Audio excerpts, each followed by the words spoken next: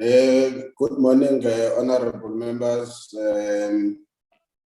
The department, as well as the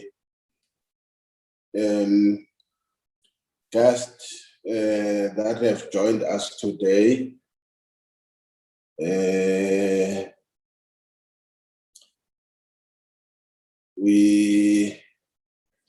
I think I can safely say that we can continue with the meeting as proposed. Are there any apologies?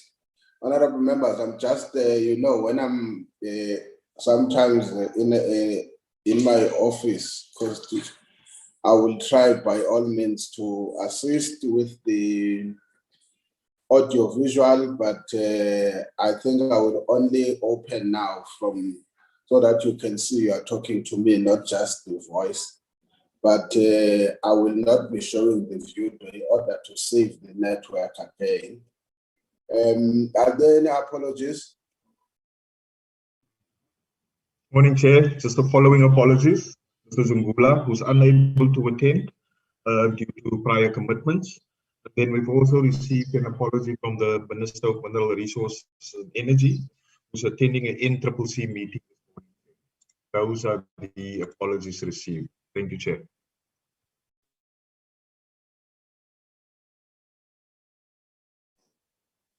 Okay. If that is the case, honorable members, we are today dealing with what was requested, which was granted, and I think it reflects what we were mandated by the committee in its adoption of the report, and therefore I think we will be dealing with the issue of the risk mitigation IPP procurement program as presented, and that will include the issue with regards to the Powership vessel, and based on the issues that we have had. But before I do that, honorable members, I think allow me to do something that is unconventional, probably. Last night, if I'm not mistaken, or late yesterday, we forwarded to your good selves some of the correspondences we have received. I thought it would be probably disadvantaging the department, but also disadvantaging members, that it's not a common practice and it's not a procedure. But I think from where I sit as a chair, it would be necessary that members should receive that correspondence, but also for the department, so that if there is any take, they can, in the process of their presentation, look at what has been proposed to the committee. I'm not sure whether the letter, by the way, was written or the correspondence was being sent to the chair or was being sent to the committee through the chair, but I felt it might be necessary for members to have sight of that that request. But the request if I'm not mistaken, there were two letters. The request was mainly on the need or a proposal that there should be consideration of public hearings and so forth. I'm not sure of the procedure, especially when something is not necessarily a matter that relates to legislation or to some degrees regulations and regulations by the department. But having said so, can I request Mr. Potse just to flight that letter, if possible, in fact, those two, just for the attention of members. Ari?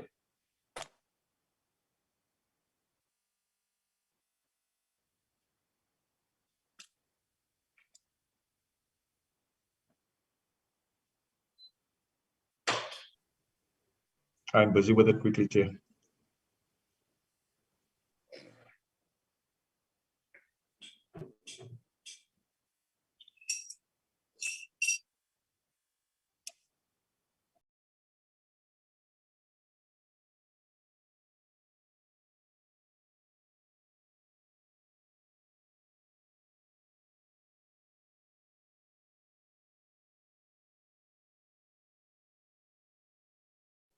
There you go, Chair.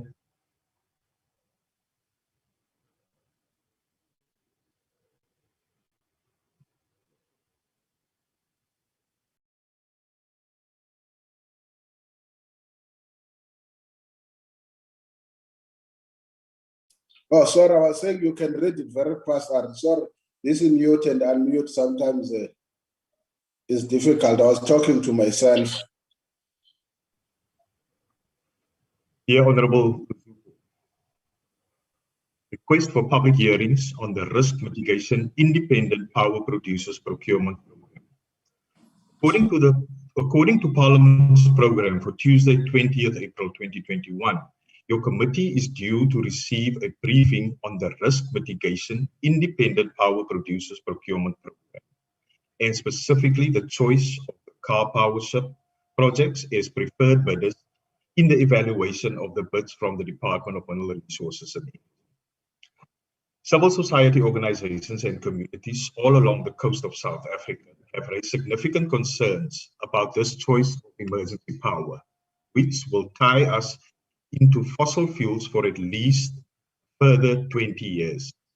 Given that this choice of energy is expensive, provides little opportunity for local content, and undermines the just energy transition, we believe that Parliament must investigate the decision to award preferred bidder status to Karpowership.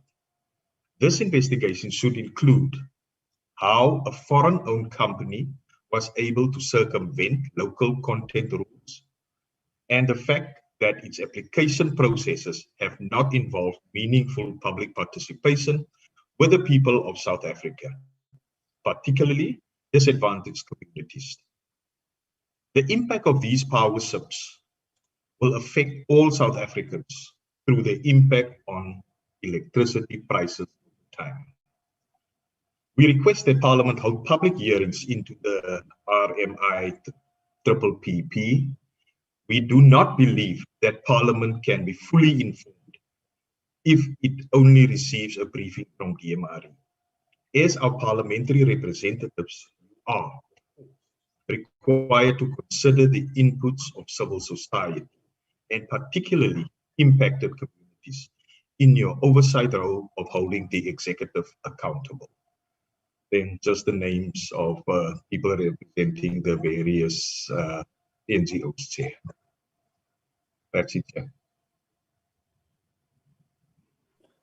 Is there no second one? Let me open the second one, please.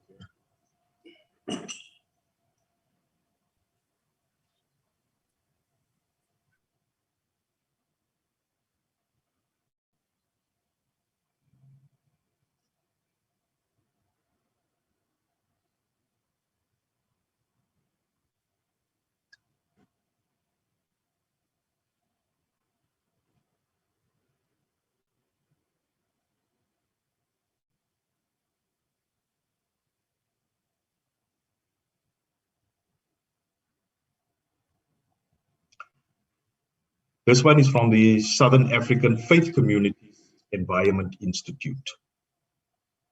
Dear Honorable Zupo, my warm greetings. I see that you are having an Energy Portfolio Committee on Tuesday, 20th April. Since you are dealing with an issue that is so important for the future well-being of our country and indeed for our planet, I'm taking the liberty of writing to you in the hope that you could ask your Portfolio Committee members of Parliament to consider what our responsibility is before God regarding energy and to bring this to the attention of the Honorable Minister Kwedi Mantashe. You will know that God mandated us to care for this wonderful creation. God put the man in the garden to keep it, Genesis 2 verses 15. God has given us responsibility to care for life on the planet, Genesis 1 verse 28. You will also note that we are not doing a very good job as we are bringing about the 6th great extinction. God requires and challenges us to care for one another and on all God's creations. Is this not what the wonderful African concept of Ubuntu requires of us? Yet we make the pursuit of money our priority. Money should be seen only as the tool, the resource to care for life. You cannot serve God and wealth. Matthew 6 verse 24. We know that our contemporary world is dependent on energy. We also know that electricity is the most efficient form of energy. The question is how we generate electricity. Please ask your committee members to consider the following. 1. Which are the most environmentally sustainable methods of generating electricity? 2. Which will employ the most people? 3. Which are the least polluting? 4. Which cost the least? Some years ago, South Africa was well in the lead in Africa with renewable energy, and there were many companies seeking to invest in renewable energy. Many have now left or are waiting for approval. This is highly unfortunate in terms of investments, but even more so in terms of global warming and climate change. We have to stop burning fossil fuels this decade if we are to prevent the runaway, unstoppable global warming. We don't have 30 years to go carbon neutral. We have to stop polluting the atmosphere as a matter of urgency. If this is unchecked and we don't change, we in Africa will have average temperature increases of 4 degrees centigrade, which will destroy much of our agriculture and water resources. The costs incurred because of rising ocean levels are incalculable. The fires in Australia and California and Cape Town yesterday are examples of the impact of global warming. Ostert's Mill was erected in 1796. It and the buildings of UCT have survived until we experienced this exceptional weather. It is now clear that gas is not a sustainable alternative. It is only less damaging than coal and oil. We ask you to try to ensure that South Africa does not spend valuable resources on oil and gas infrastructure, which will rapidly become stranded assets as the world moves away from fossil fuels. In particular, we ask that Parliament investigate the decision to award preferred bidder status to Karpowership. This will lock us into a form of energy we need to move away from. We pray wisdom and responsibility to our Creator God as you meet. With our prayers, yours in Christ, Bishop Jeff Davis.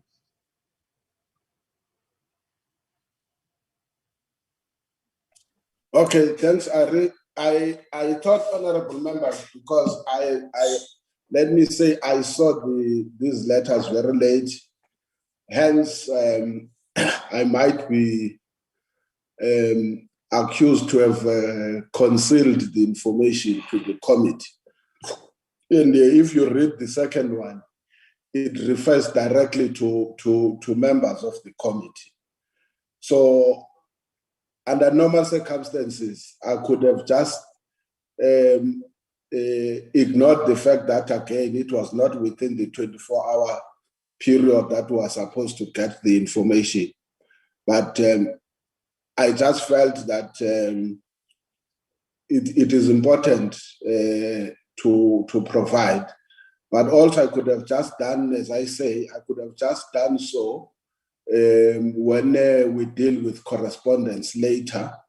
That would have deprived, in my view, the department that as it makes its presentation, it has got an understanding. So if they feel that they will want to have a take on some of these issues, it can do so.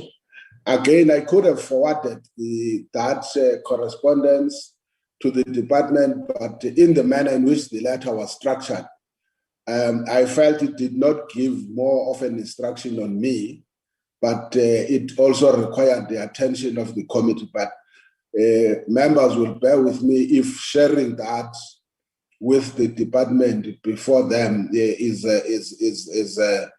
disadvantaging. But I thought it advantages us so that we don't go back and forth. Normally, when correspondence are done anyway, we could just distribute them to the relevant people that it talks to. But knowing that we've got a huge task as a committee to focus on what has to be done. So bear with me, DG, and your team. I must not assume that you are here, by the way. Are you here, Babu Mkwen? Greetings, the Honorable Chair. Yes, we're here with the team. Okay. So let me give it to you. At least you've got a benefit now of what are the other issues. I'll just ask members that if they want to have a take, even in relation to that correspondence, when we deal with the questions of clarity, members will be allowed to have a bite on the correspondence that was forwarded. If they feel it's not a matter that requires to be considered, I think again it's a matter that we will deal with it at that moment. Without any further delays, DG, can I give it to you? Thank you very much, Honorable Chair. Greetings to yourself and also greetings to the honorable members of the Portfolio Committee on Mineral Resources and Energy, all the Deputy Directors General that are in the call, Chief Directors, support staff to Parliament and Ministry, all our guests and our media in attendance.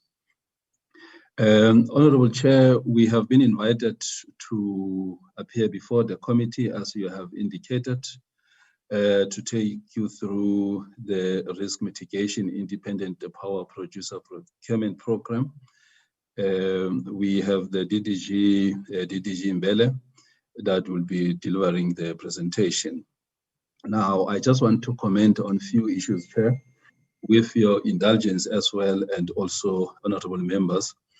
I think as the letters have been presented, I would want also to touch on those letters, not in detail, and allow DDG Mbele also to come in. Now, we are aware that the Minister gazetted a determination on the 7th of July in 2020, following concurrence by NERSA. And also, Chair, we are aware that on the 24th of August, 2020, the department issued the request for proposals for new generation capacity, which is popularly known as the Risk Mitigation Independent Power Producer Procurement Program.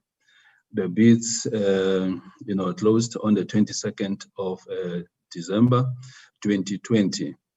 On the 18th of March 2021, the Minister announced the department announced the 8 preferred bidders.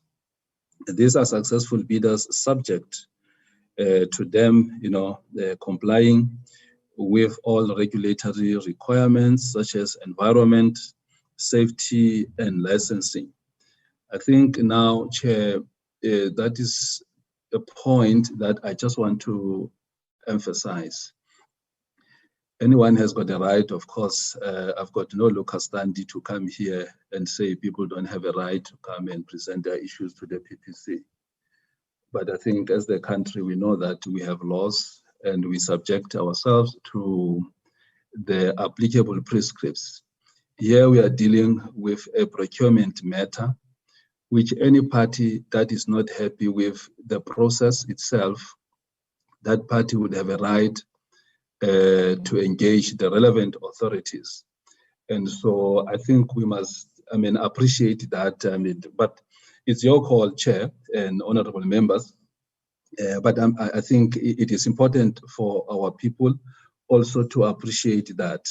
Now, we can see in terms of the process that you are still busy with at the moment, that these successful bidders are subject to them complying with regulatory requirements, such as environment, safety, and licensing, if I can just emphasize that. Now, no contracts have been entered into. Contracting, which is a power purchase agreement with Eskom, would only take place after financial close, when preferred bidders have complied with all regulatory requirements. And so I think from our side, Chair, because the ball is now in your court, we can confirm that if anyone would want to take us to task in regard with the compliance with the bid process, whether have we defaulted or not, and so we can be able to respond to those issues, which is something that I believe we need to account for as the department.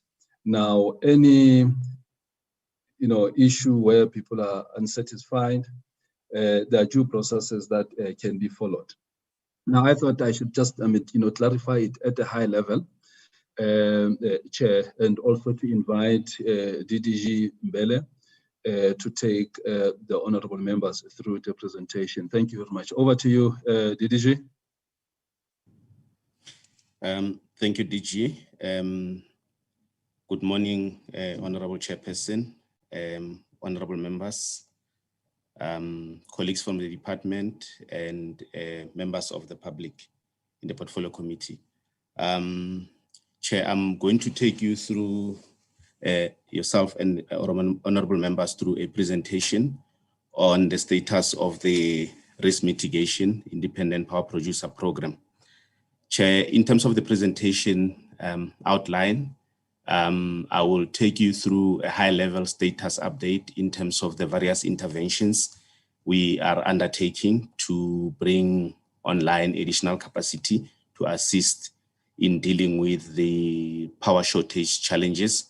And then I will take a bit of a deep dive into some details around the risk mitigation process, with the intent to clarify some of the issues that have generally been issues of discussion in the public domain. Next slide, please. Chair, let me start first by indicating that the integrated resource plan, which is the plan that we're following in the procurement of additional capacity, recognizes that the supply and demand gap created by challenges with the Eskom generation plants requires that we undertake urgent procurement of additional capacity. And I think here it's important to note that we're talking about urgent procurement.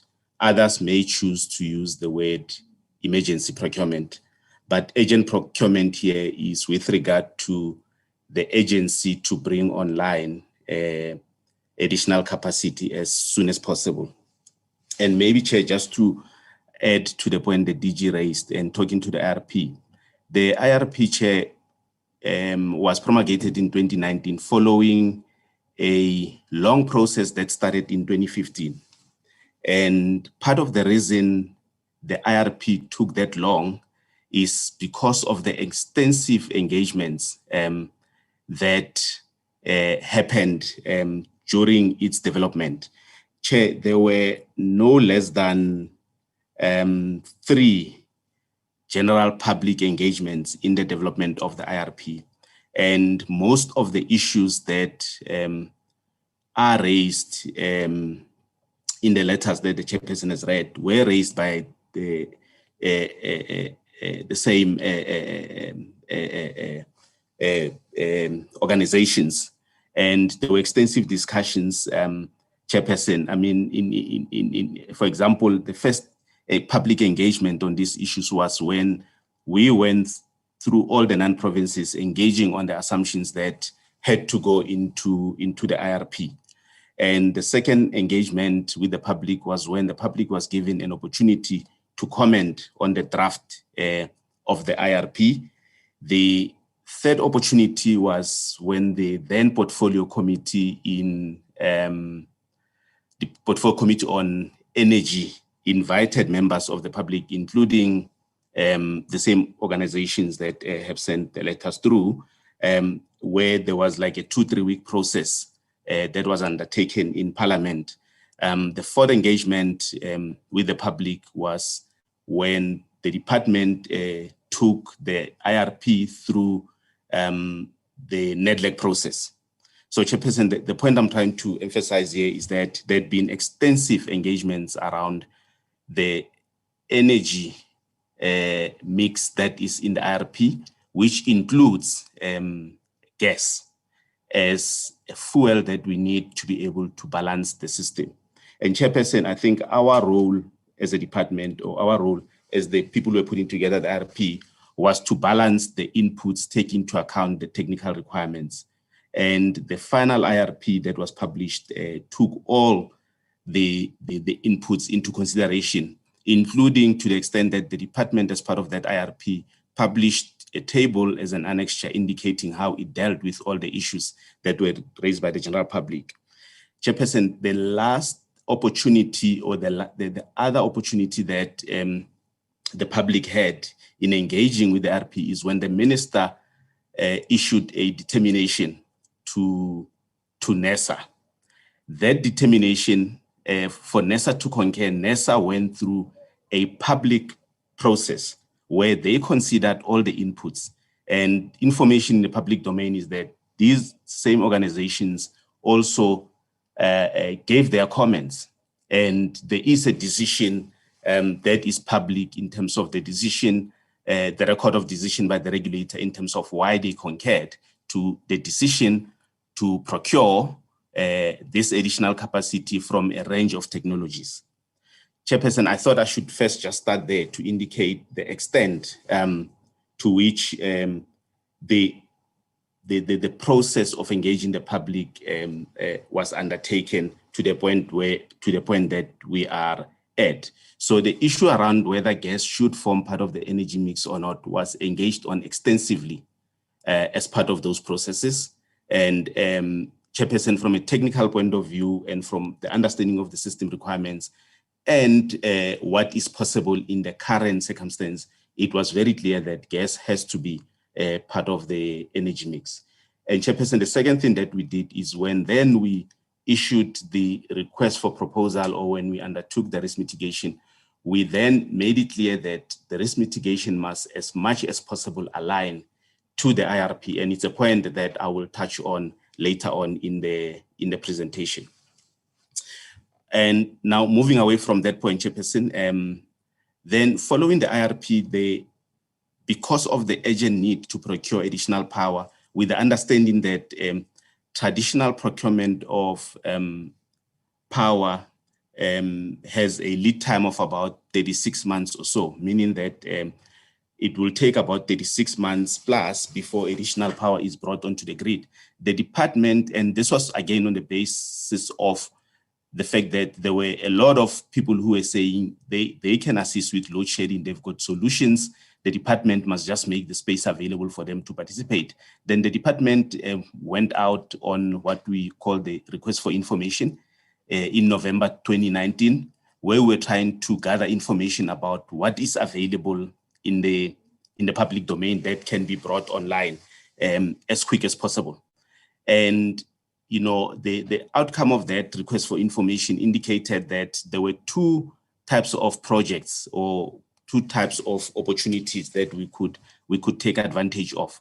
And the first one was that there is capacity from existing facilities, and for us to get access to that capacity, the owners or the investors in that capacity were willing to enter into short-term contracts, 3 to 5 year contracts, because that capacity, they use it for other things. So they were not generally willing to enter into, they didn't want to enter into long-term and contracts. And part of the reason as well is because these are existing facilities of which some of them have been paid for. So they were able to offer a price that is competitive and affordable, and that a price that was not going to impose further burden on the consumer through the tariffs. The second group of capacity or projects was that the market indicated that there are projects that people had been working on in anticipation of bid window 5 and the implementation of the IRP. And these projects are generally ready, and these projects can then be brought online in time span of about 12 to 18 months. But because these are greenfield projects and they will involve a significant capital outlay, they would require a long-term power purchase agreement, similar to what we do with the Renewable Energy Independent Power Producer Program.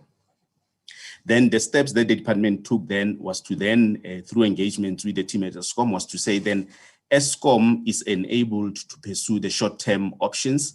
And you'd be aware that then Eskom sometime last year then followed up and initiated what we call a short-term power purchase program, where they were buying power, they were looking for power from the market that they could contract for a period, I think about 3 to 5 years. And I will just give an update on what happened to that process. The second program that we then designed, which was run by the department, was to then go for that capacity that can be brought online in 12 to 18 months, but would require long-term power purchase agreements. And that is why then the department then initiated the Risk Mitigation Independent Power Producer Program. And Chair, I'm explaining this because when I started, I spoke about urgent procurement versus what everybody calls emergency procurement. The intent for the second program was not necessarily to catch projects that were supposed to have short-term contracts. Those projects could have been initiated or could have bid in the process that Eskom ran. What the Risk Mitigation Independent Power Producer Procurement Program was meant to do, or is meant to do, is to access the capacity from projects that can bring online power in 12 to 18 months compared to 36 months plus for those projects that will still have to start from scratch. Next slide, please. And just here, just a high level update in terms of those interventions. In terms of the short-term power procurement program that was run by Eskom, Eskom has advanced that process. I think they only managed to get about 128 megawatts out of that process. And they are now into the final processes of getting the approvals. They have obtained the necessary approvals from Treasury, and they're just waiting final approval from the regulator in terms of the cost recovery. So that is 128 megawatts. And as you can see, that power is far from the gap that everybody talks about. The second procurement process that we were undertaking was that at the same time, existing renewable energy IPPs had indicated that they also have capacity that they can bring online. We did some background work and we discovered that there was about 200 plus or so megawatts that can be harnessed from the various projects. And engagements happened with Eskom, where Eskom indicated interest in purchasing this additional capacity. And as a department, we undertook internal approval processes, and we are now at a stage where we're just waiting for National Treasury to give us a go-ahead in terms of variation, in terms of the contracts from these IPPs, because these are existing contracts. And the next step will just be obviously to make offers to this IPP in terms of the cost that Eskom has indicated they're willing to pay for this additional capacity.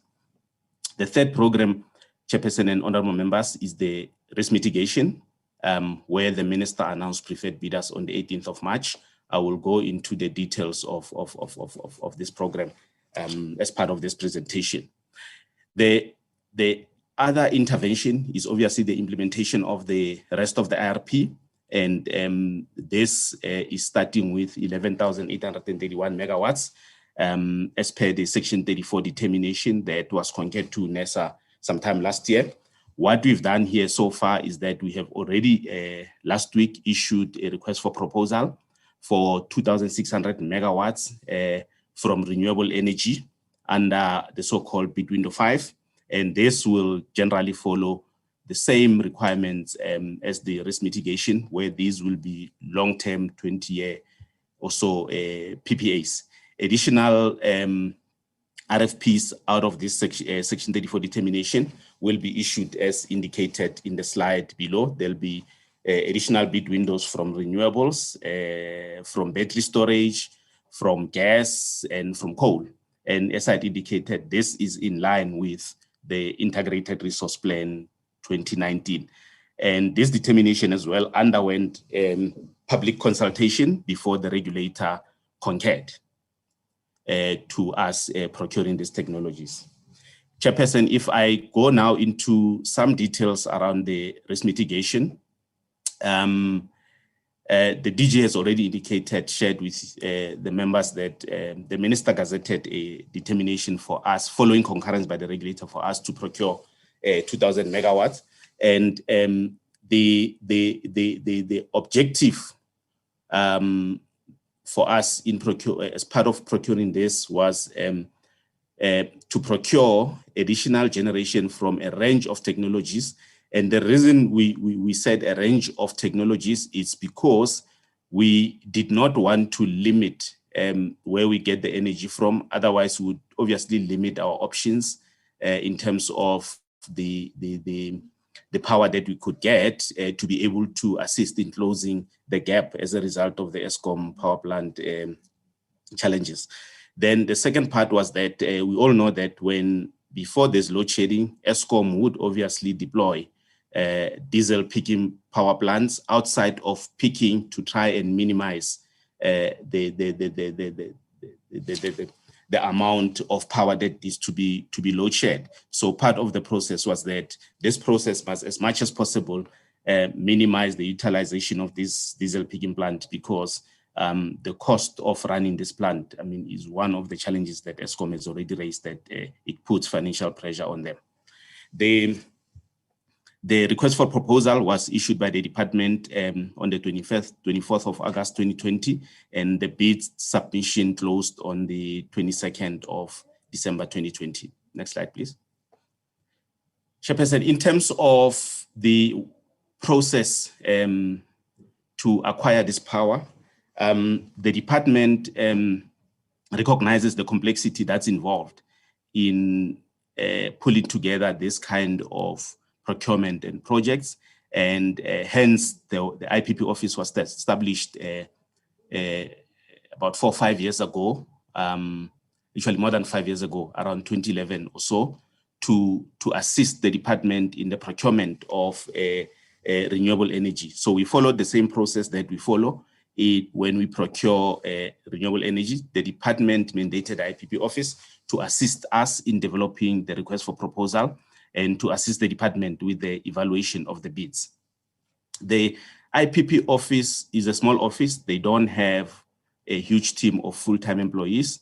The model is such that based on a project basis, the IPP office would appoint a team of experts or transaction advisors to help in the development of the RP and the evaluation of the bids. And this information is available publicly on the website of the IPP office. Chairperson, in terms of the development of the request for proposal, the companies that we used are as indicated there. They generally grouped into 4 categories. We've got financial advisors, and as you can see in the development of the IRP, it was those 2 companies indicated there. Economic development, technical advisory, and legal advisory. Similarly, Chair, when the bids are evaluated, we use transaction advisors to assist the department and IPP office to evaluate these bids. And those are the companies that were appointed to assist in the evaluation of the bids. And hence we generally say that this is an independent process because it's generally the assessment is done by an independent team of transaction advisors. Next slide. In terms of the outcome of the program, Chairperson, 28 bid responses were received as at 22 December 2020. Out of the 28 bids that were received, 17 were deemed to have met the functional criteria and minimum threshold requirements. And again, this is the process that is run by independent transaction advisors at the IPP office. Out of the 17 projects that made the first cut, 11 were deemed to be eligible for recommendation as preferred bidders. And this is in line with the requirements, and one of them being that the projects must meet the technical specification. And I will go into some detail around the technical requirements in terms of the projects. The project must have met the technical requirements. The project must also obviously provide value for money in terms of what we're procuring. And the projects are expected to contribute to economic development. Then, as I indicated, the evaluation process resulted in 11 preferred bidders, of which 8 totaling about 1,845 megawatts were announced by the minister on the 18th of March 2021, and a further 3 bids totaling 150 megawatts. The minister did announce that because we still wanted to engage these bidders in terms of value for money, we had the process had indicated that the prices they had put forward are a little bit outside of the normal prices, and that process of engaging these bidders is at final stages, and an announcement will be made soon in this regard.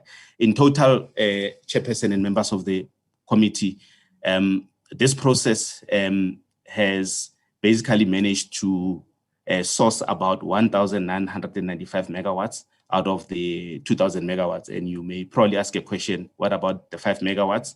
The next possible project that would have qualified is not 5 megawatt in size, it's bigger. So obviously, in terms of determination, we cannot take more than what was determined, but you can take less than what was determined. Hence, there is a 5 megawatt short there. I've already indicated that the 3 eligible bidders are being subjected to value for money proposition, and this is in line with the provisions that are already there in the request for proposal. Next slide, please. Chair, this slide, and members, this slide summarizes the outcome from the program. If I start on the right-hand side, that table indicate the bidders and what we call the evaluation price, the price that they had said they are likely to come at. And we also show the contracted capacity or the megawatts. The weighted average cost from this program will sit at around 1,500, which is about 150 per kilowatt hour. And we say it's weighted because these projects, don't contribute the same amount of energy into the grid. As you can see, they are from different sizes. The map just tries to indicate the location of these projects. You will see that there's quite a number of these projects along the coast, and there's a number of projects in the Northern Cape as well. And maybe, Chair, while the focus has been obviously on the gas projects, one must indicate that these projects are from, some of them deploy a combination of technologies. For example, you get projects, and if you take Umoyo Umoyelanga, you will note that it's a combination of solar PV, battery storage, LP gas, and wind. You know, and the reason this combination is like that is because there was a technical specification that needed to be met. And so what we did, the bid did not specify the technology like we do with renewables, where we'll say we want 2,000 or 1,000 megawatt of solar PV. We working with ESCOM, the system operator, they gave us a specification and said, from our experience and from what we see every day when we operate the system, these are our requirements. And so the department and the IPP office took those requirements as provided by the transmission system operator from ESCOM and put it to the market and say, this is the problem that you must assist in solving. How do you put together your technologies to resolve this problem or to assist in contributing to this problem? So hence, you will see that all these projects have got a combination of technologies, except obviously for the Karpower projects, where they decided to respond to the solution just using gas. Chairperson, in terms of the overall investment benefits from this program, you will see that we just for now reporting on the 1,845 megawatts because we did not want to preempt the outcome of the value for money discussions for the remaining 150. So in terms of this project, you would see that the investment from those that have been announced, we will attract about 45 billion worth of investment. And these projects have committed about 50% local content. And maybe I should just at this stage go into explaining that local content is calculated as a percentage of total project value, where total project value is calculated taking into account certain excluded amounts, such as banking costs, lease costs in respect of a project or project site. For example, we don't include the land where the project is going to be put in the calculation for local content, you know. And but what also happens is that when we calculate local content, we exclude what is already designated by the DTIC. So it's because we want the projects to do up and above what the DTIC has already exempted. But with regard, the DTIC has already designated. With regard to DTIC designations, if obviously a component is designated and the bidder feels that they cannot get it locally, there is a process that they follow with the DTIC, and the DTIC will then exempt that project. And maybe to be specific here to the issue that everyone talks about, I think it was mentioned in the letters as well, about local content of these ships. The one point that one has to make is that the big issue that's made is around the fact that the ships will be leased. In our consideration, what happened is that as part of the Oceans Economy Operation Pakisa, shipbuilding was then made a designated activity. But obviously the bidders went to the DTIC based on the assessment of the DTIC. The DTIC then made a decision to exempt these ships from obviously the requirement to be built here. But in addition to that, what they did do, they actually indicated to these ships that they require that the exemption is subject to these ships being maintained and overhauled here in South Africa, not somewhere else. So in terms of its operations while they are here, the expectation is that that work or the maintenance must happen here in South Africa.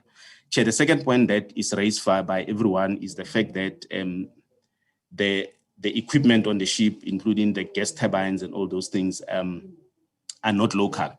The reality is that in South Africa, we don't have a big gas to power industry. And it's something that as part of the gas to power project, we're hoping will kickstart.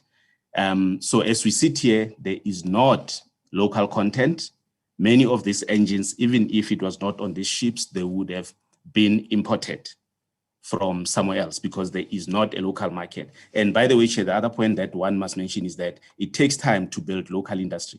If the issue is time, the speed to connecting the power to the grid, as one sits here, I can clearly indicate that there is no way that any company would have put a manufacturing capacity to manufacture some of this equipment here in South Africa and still enable the projects to connect in 12 to 18 months. So I thought I should just clarify that point. The other requirement in terms of the program was that we had a minimum requirement for South African entity participation, including Black South African participation. The requirement was that this project must have minimum 49% South African entity participation and 30% Black South African participation. In terms of the 8 projects that we have awarded preferred bidder status, these projects have come at 52%, 53% South African entity participation and about 41% Black South African participation, which is higher than what we had as a minimum threshold. Then the other benefits is that there will be jobs created, and here about 17,000 jobs. And one must explain that the way we calculate jobs, because we want to also account for jobs during construction, we refer to job years, and one job year is basically equivalent to 1 person employed for a year. And there are also other socio-economic and enterprise and skills development benefits. And there is an estimated about 1.5 billion from these projects that will go towards that. Next slide, please.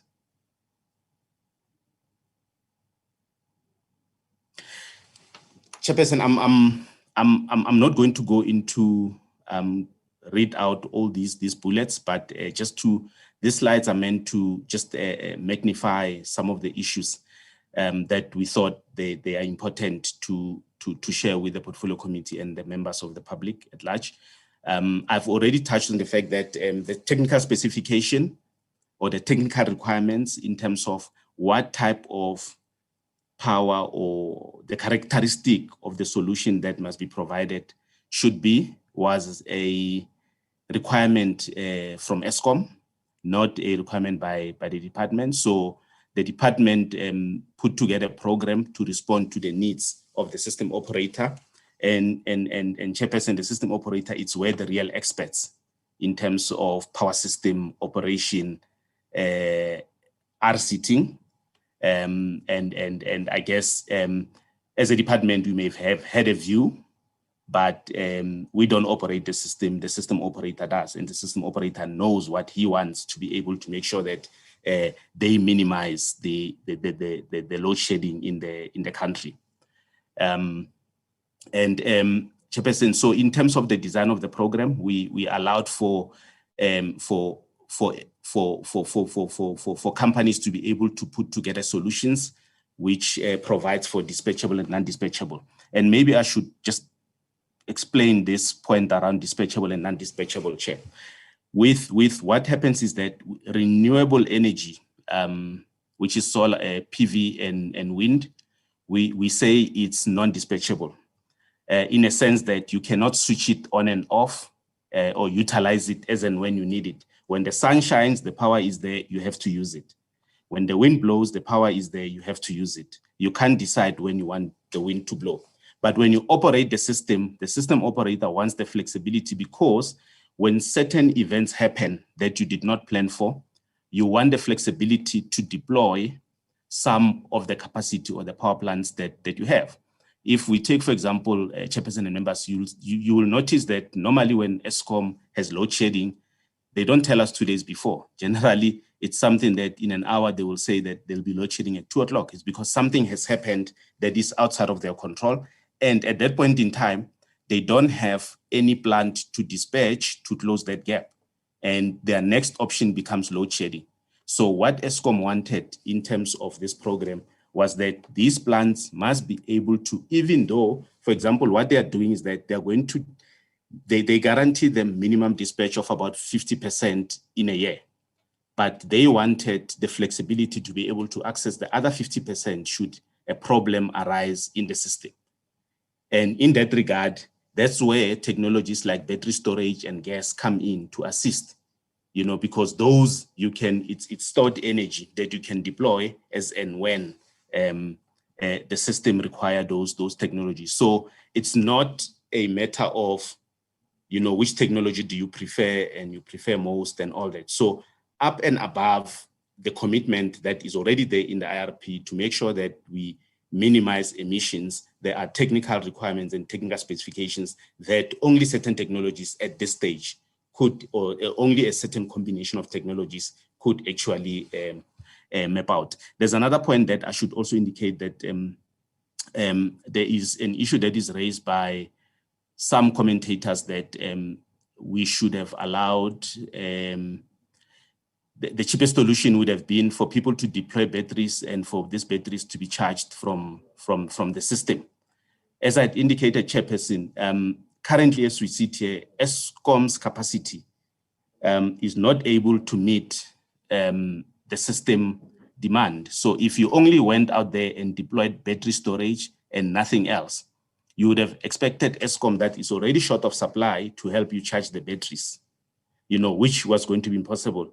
As an example, the reason sometimes Eskom load shed at night is because they need to use the power to actually pump water up the pump storage, which is basically a storage. So the proposal that you charge from the grid, which by the way Eskom was not in favor of, was that if you're going to put storage, that storage must come with its own charging infrastructure. Otherwise, you put more strain on the system.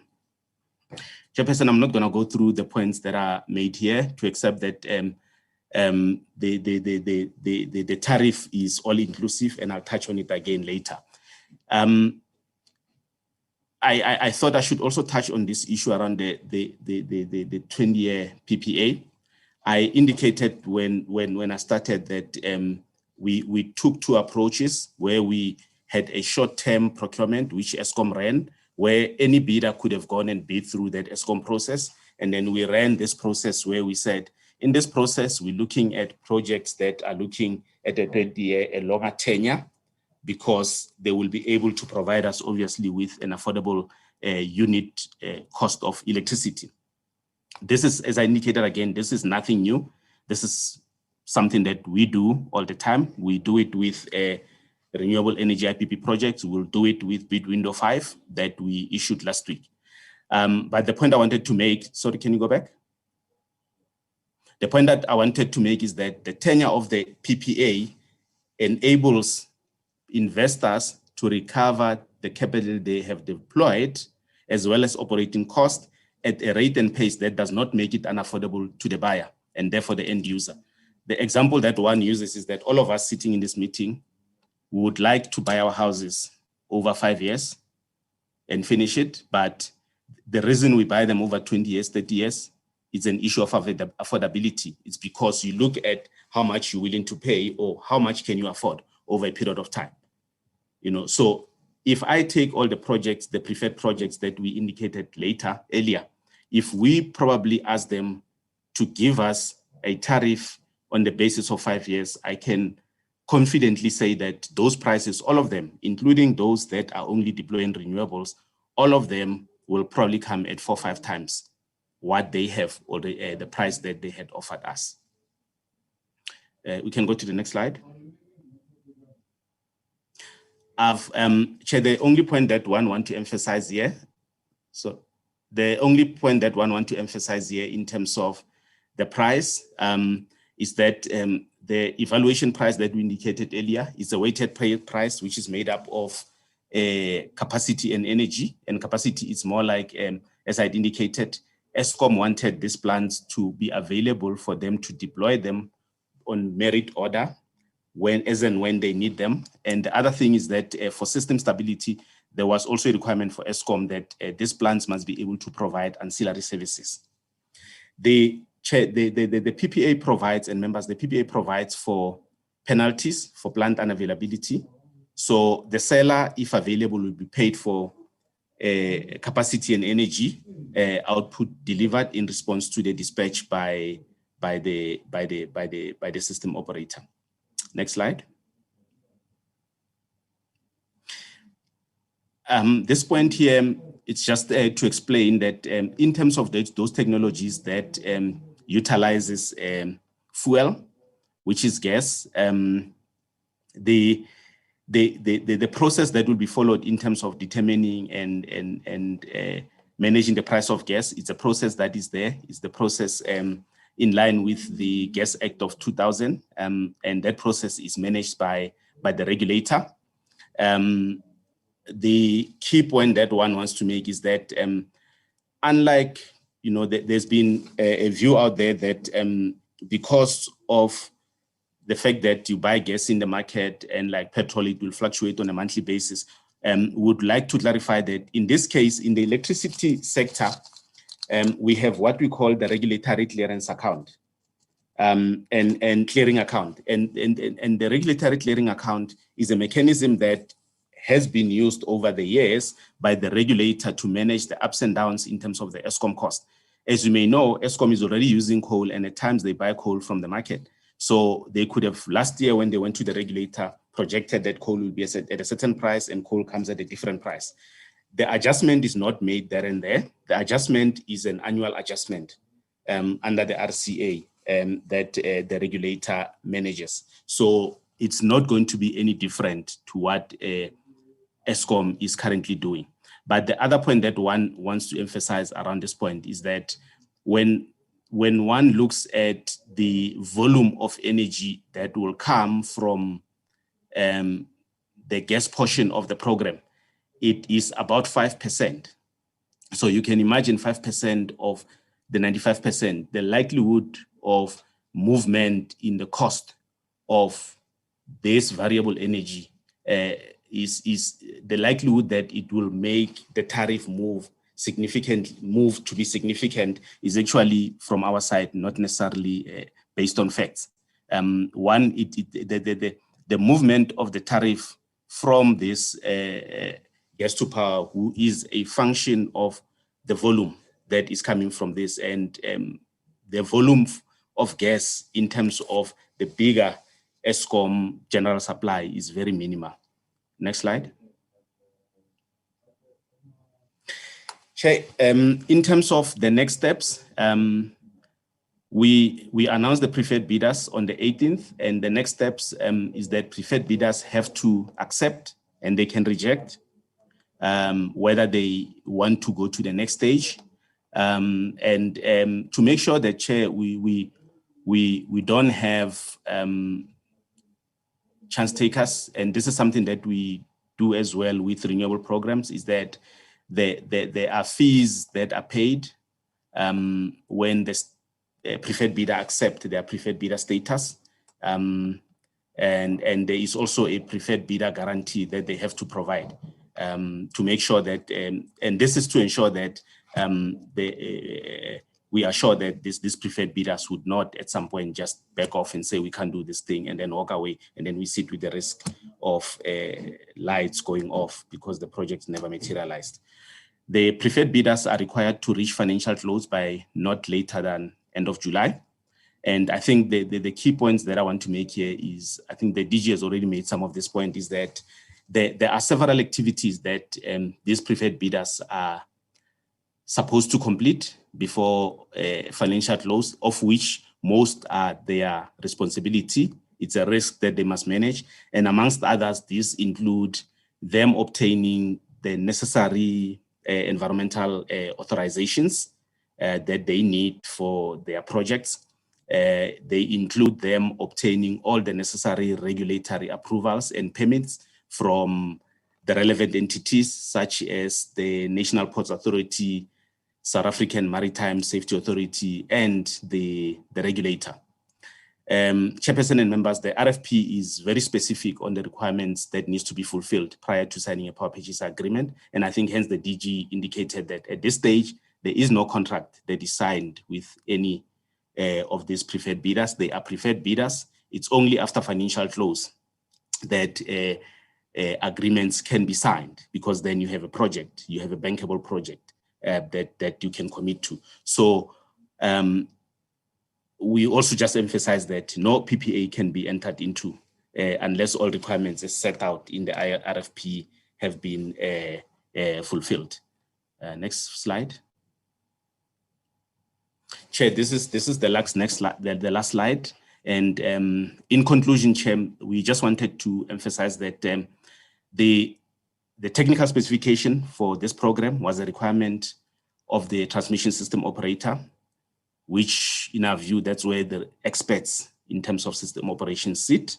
As I indicated, we may have different views in terms of what the problem is and how to solve it. But yeah, that's our view, that the system operator is more, it's better placed to dictate what the requirements are.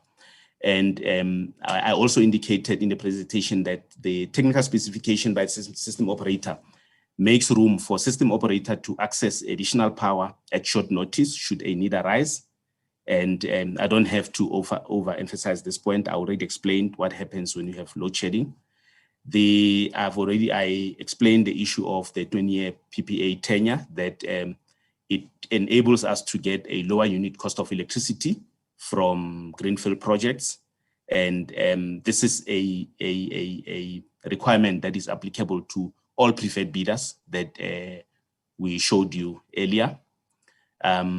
We used independent team of transaction advisors. So the outcome is an independent outcome that comes to the department for approval.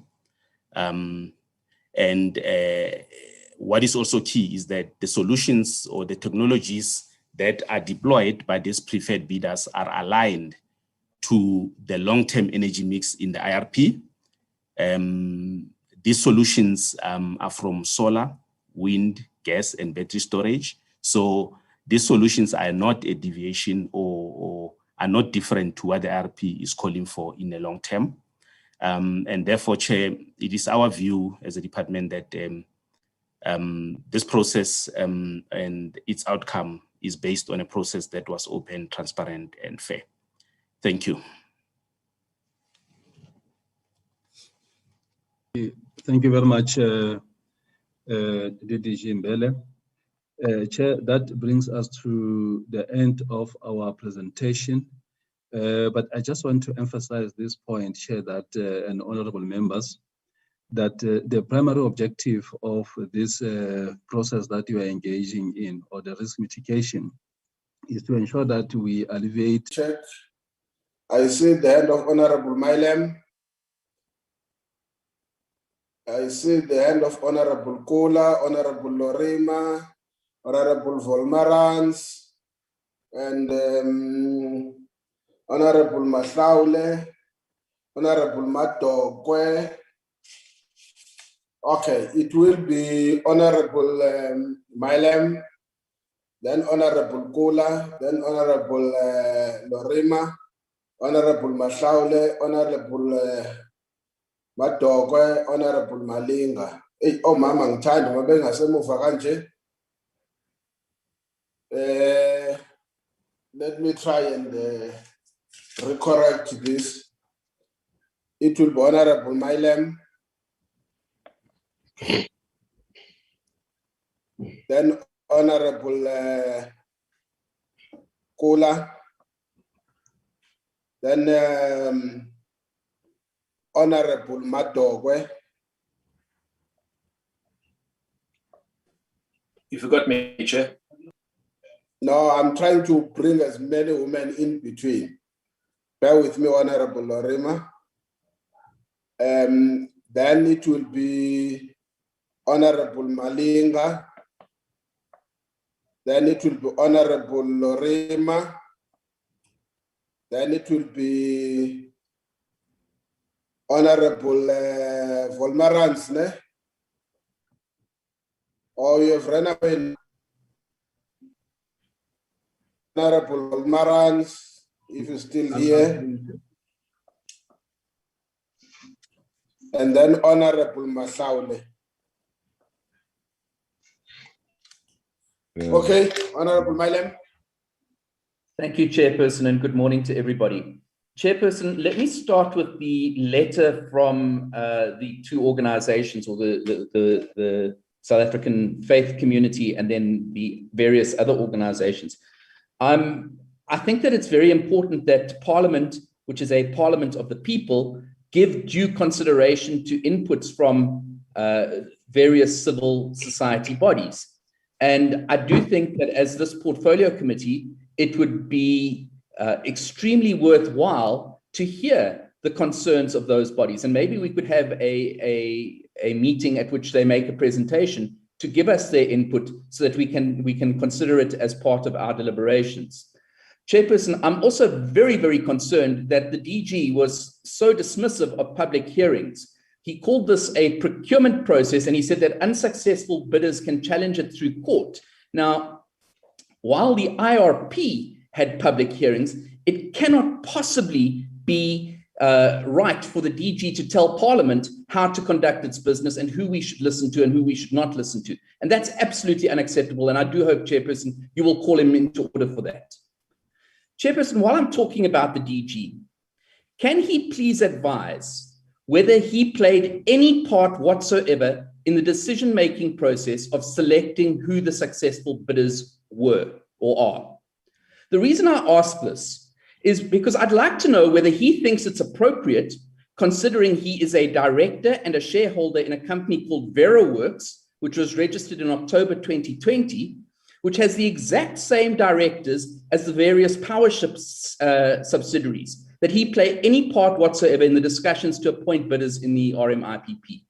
And I'd really like to know whether the DG has received any compensation for assisting with and or consulting on and or otherwise facilitating the Powership's SA bid. So that's all to the DG. Then to the DDG. DDG and Mbele, you were very careful to differentiate between the emergency versus risk mitigation nature of this program.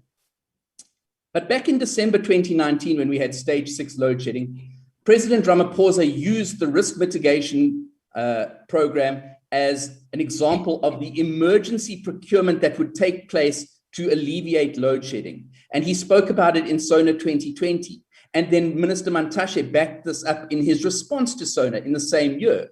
Now, wouldn't you agree that that implied that the process would be undertaken speedily, and that with the RFP only being made in August 2020, there was actually a distinct lack of urgency on the part of the department?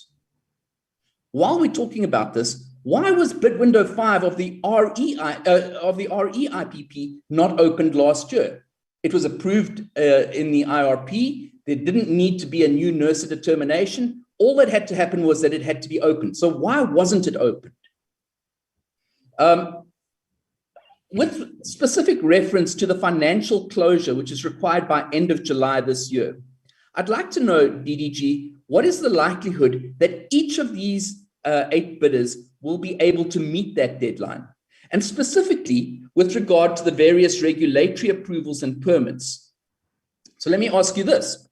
What environmental assessments have been undertaken, and at what stage is the environmental approval process? I understand that Transnet say that they have not yet been approached to provide a permit for the Powerships. So how do the Powerships intend to obtain these permits for the harbors in which they will be moored if they haven't even begun consultation with Transnet and Portnet? Have any of these projects applied to NERSA yet for a generating license? And if so, what is the status of those applications? We all know that NERSA applications take a long, long time, and that there are public participation processes and the like that have to be followed by NERSA. So what is the likelihood of just the NERSA component, which directly falls into your department? What is the likelihood of the NERSA permits and generation licenses being issued by the end of July? I'd then like to know what happens if these bidders don't secure these approvals and permits by July 2021. With regard to the Powerships again, is it true that there is an exclusion zone around each Powership that other vessels and people are not permitted into? If so, what is the radius of that exclusion zone? And how will that impact on the harbor operations where they are moored? I think, for example, of Kucha, which is a very narrow harbor. Any exclusion zone would effectively close that harbor to other traffic. Last week in the portfolio committee, I asked about demurrage, and I think I was misunderstood. What I was asking, and I'm going to ask it again here, is who bears the responsibility, and more importantly, the financial liability for any delays to other shippers arising, for example, from fuel transfers taking place in the harbor, which prevent them from offloading? Who bears the financials over a 20-year timeline? I want to know, how is this possibly preferable for the South African consumers? We've already seen that the wholesale market price of LNG in South Africa is more than double the reference price that was used in the RMIPPP bids. So how can it possibly be preferable that we go with a solution where the prices are so unpredictable and uncontrollable, out of our hands? They are dependent on outside supply, outside exchange rates. It's not something that we or the generator, the bidder, would have any control over. Chair, thank you. Those are my questions. Thank you, Honorable Nylan. Please bear with me. I hope I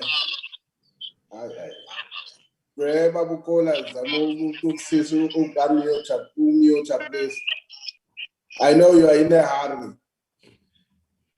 No, I'm saying, Honorable Milam, you would bear with me. I didn't want to stop you because I know I've got a network challenge on my side.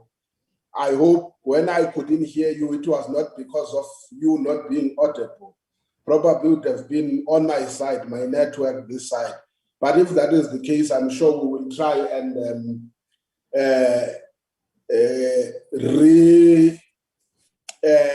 stage probably if it was a general problem on your side, if they didn't get the questions. But there were somewhere where I lost you.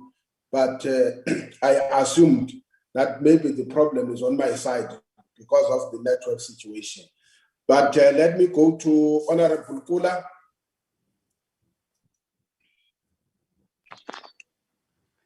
No, thanks, Chairperson. Chair? We hear you. No, thanks, Chairperson. Greetings to you. Greetings to colleagues in the Portfolio Committee. Greetings to the department led by our capable DG Advocate Mukweli. Chair, I want to say firstly that I don't agree with the notion that when we differ in terms of approaches, we must then chastise one another. I don't think it's correct, such an approach, especially when some of the attacks borders on personalities. Two, Chair, is that we can't take every little issue, every difference we have, that we must go to a public hearing.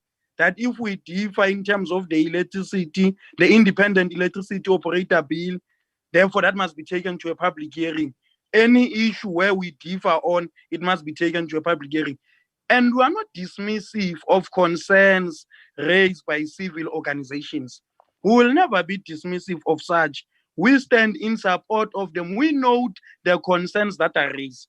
But Chair, I think we need to agree in this portfolio committee that we have been having a serious challenge of electricity shortage as a country, and that this program seeks to mitigate that particular challenge that we are confronted with. That while there might be misgivings about the program, the reality of the matter is that the program is much needed to alleviate the country from the electricity challenge, that shortage that we're having. One of my questions, Chair, is that I want to ask the department, why did it take such a long time for the program to be promulgated and that must commence? Because we have been having this challenge for quite some time. So why did the program take such a long time? The second question is that in the presentation is that these preferred bidders will have to comply with the environmental safety and licensing regulations of the country. What happens when some of these bidders fail to meet our own regulation as a country?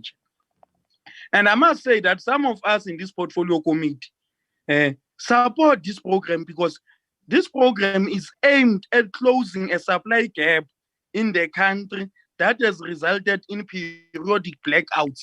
And I think we need to turn a leaf of light in terms of these periodic blackouts because they are not assisting the economy to grow at the rate in which we want it to grow at.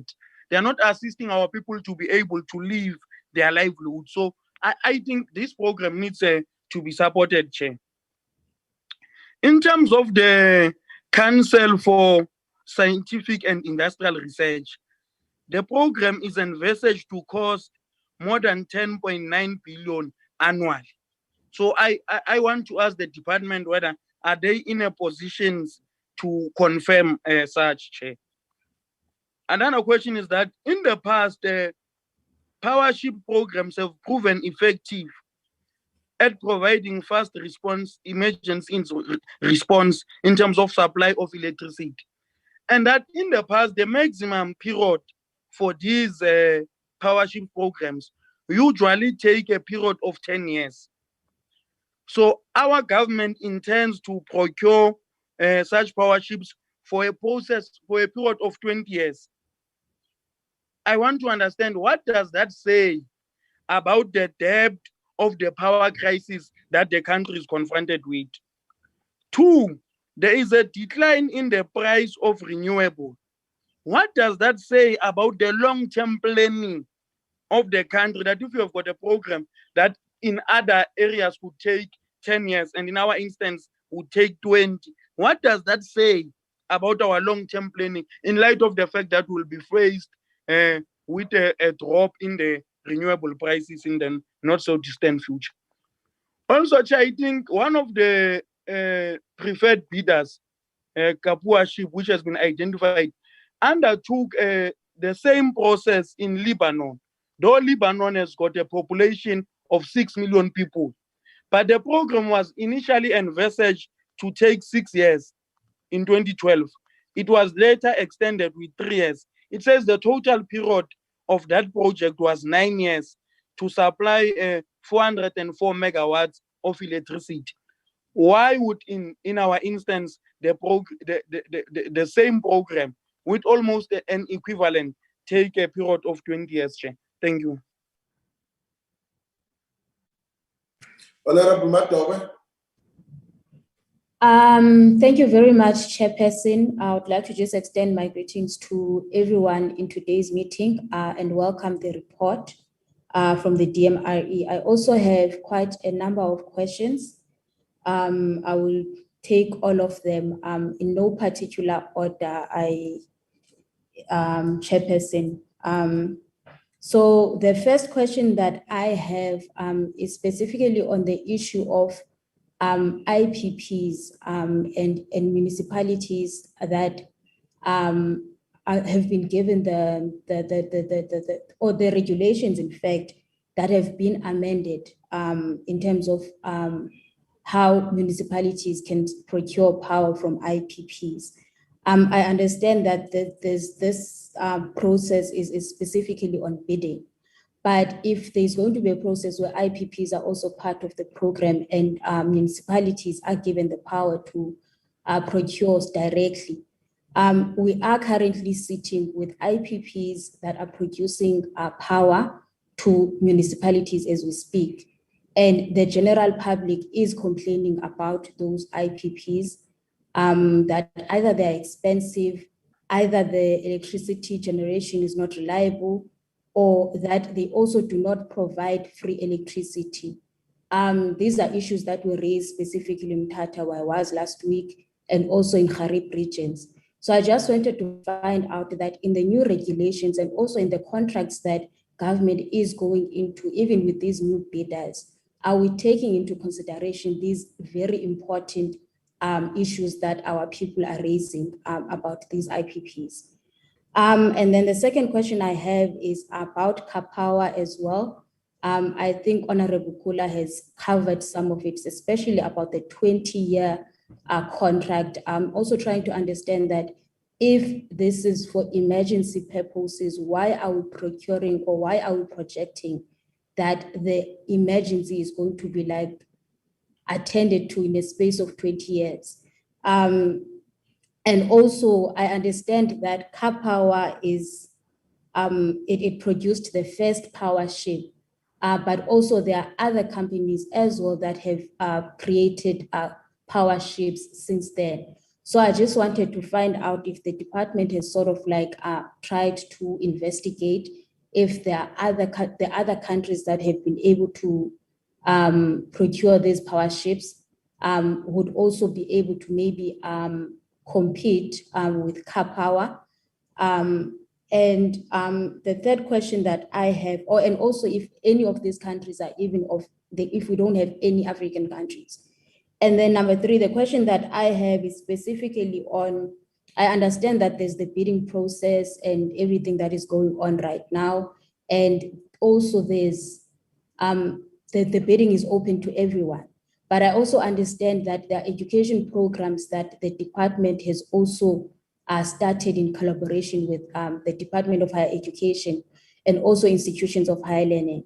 I also understand that students, especially when they do their postgrad, especially masters and their PhDs, they're expected to work on research papers.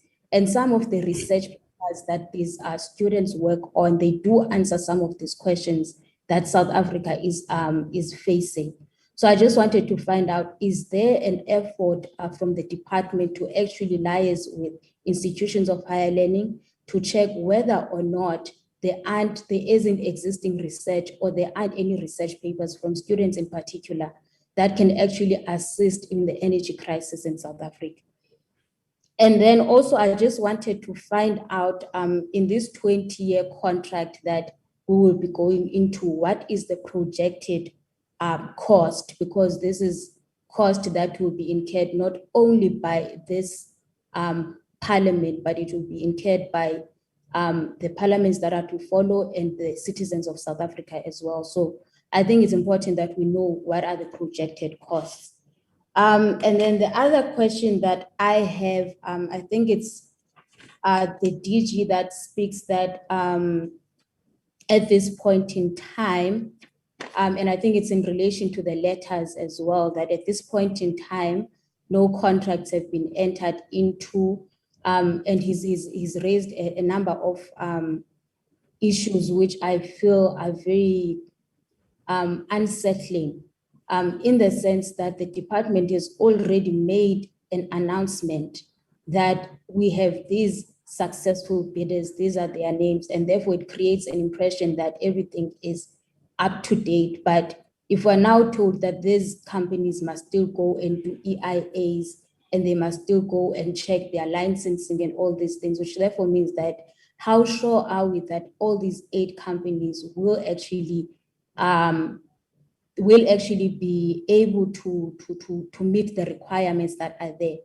And then I also do not think that it is fair for us to dismiss the requirements for the letters or the content in the letters on the basis that this is just a procurement process. The reality is that whenever any project is undertaken, it is required that there must be EIAs that are taken as well.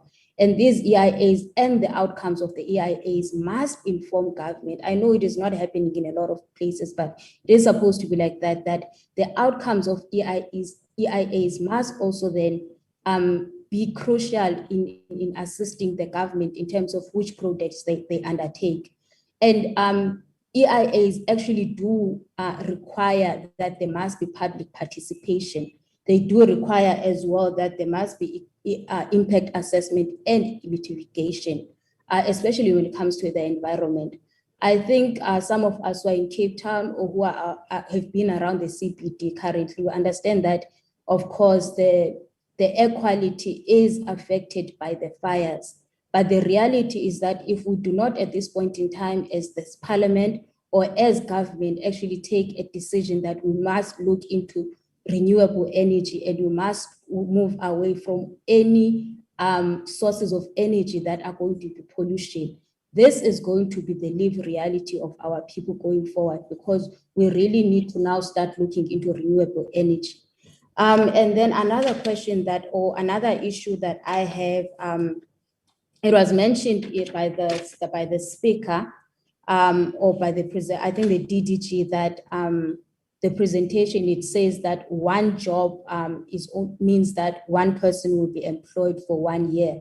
But I don't know how that makes sense, especially if you are going to contracts that are of 20 years. And how is it sustainable, or how are we at this day in time still actually projecting for 1 year jobs instead of sustainable jobs that are going to sustain families? Another question that I have as well is in the issue of contracts that we will be entering into. What are the clauses that are there that will ensure that these companies are financially responsible in the event that they do not deliver? Because there is a trend currently where people actually go, they bid, they win bidding, they do minimal work, and then after that they apply for liquidation and work is not being done. So in the contracts, and in most cases when we ask this, we're told no, it was not in the contract. So in the contracts that are being drawn up by the department right now, what are the clauses that are there that are actually going to protect us as the country, especially from manipulative companies, if I may put it that way? And then one last question, I think we're also told that we are depending on fuel-based power generation. And I think we had a meeting recently where we're discussing specifically how the future of refineries, or just the refinery industry in South Africa, is very uncertain. And that conversation on its own, we left it hanging, and there's so much that we needed to cover on. So I'm trying to understand, how is it that we're still investing on fuel-based technologies, especially if there's also that issue right now that we are discussing, where refineries, or the refinery industry is very, I would say, unstable, if I may put it that way, or there's a lot of uncertainty according to it. So what guarantee do we have that we will have supply of this gas, we will have supply of all this fuel that we will need to actually drive these technologies? Thank you very much, Chairperson. Honorable Malinga. Thank you very much, Chairperson. Can I not open my video due to my unstable network, Chair? Greetings to yourself, my colleagues in the Portfolio Committee. The department is led by Advocate Mkwena, and our guests and our table staff and media personnel. Chairperson, let me first welcome the presentation by the department, also the correspondences that you've just asked Mr. Coetzee to put up for us. Chairperson, I would like to believe that what DDG Mpele or DG explained in terms of the processes of the RMIPPP, when I'd like to believe that all the consultation was done, given the fact that they mention NEDLEC, where NEDLEC, all stakeholders sit and discuss issues that might affect the country, Chair. Also, the ministerial determination, Chair, the two objectives that are there to ensure that we have the supply of energy in the country through all sources of technology. I think that also includes gas, Chair. Chairperson, some of the questions have been taken by both Honorable Madogwe and Honorable Gula in terms of the 20-year term vis-a-vis the Lebanon for 6 years. Chairperson, I just want to check whether ESCOM is ready for these mixes, given its current state, Chair. Because from time to time, I saw in the presentation that DDG Mpele made that ESCOM advised. Are they ready, Chair? Because from time to time, ESCOM will say, no, they shouldn't use the battery because the battery is going to drain the current energy that they have. I'm worried, Chair, with the state of ESCOM, whether they are ready to accept this into their grid. Chairperson. And also on the letters, Chair, I saw that the civil society says something about God. If I read, I still remember my Bible very well, Chair. God said we should dominate over the earth. I don't think the department is going out of its way in dominating, in accessing what is put there on earth by God, Chair. Chairperson, let me welcome the presentation and hope that the 8 successful bidders will be intensely monitored by the department, because in the slide that DDG Mbele said the bidders are the ones who should ensure that they adhere to the environment regulations. I don't think that is correct, Chair. There should be somebody who monitors the bidders that they don't tamper with the environmental regulations of the country while doing this work. Thank you very much, Chairperson.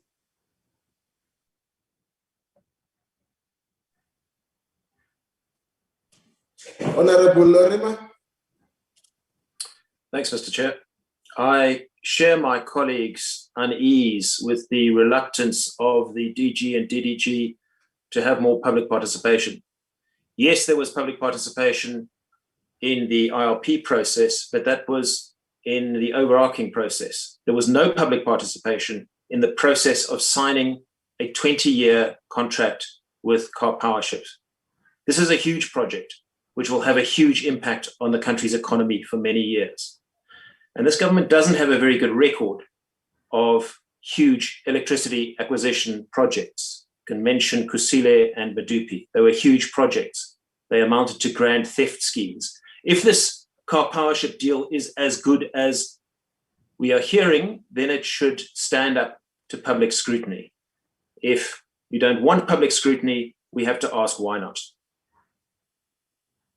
Secondly, with regard to the timelines here, we're told about time pressure. Well, people have been talking about our over-reliance on diesel for 10 years.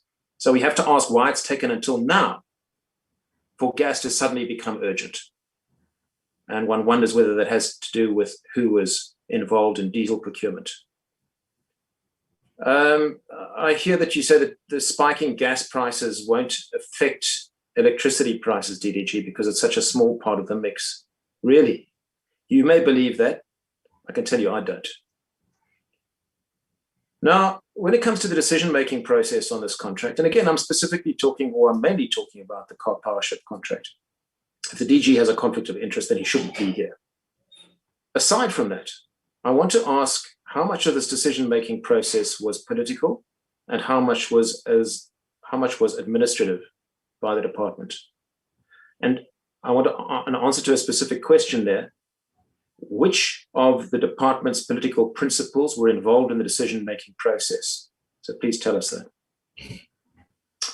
When it comes to local partners, I'm unsure of the concept here. What value are the local partners adding?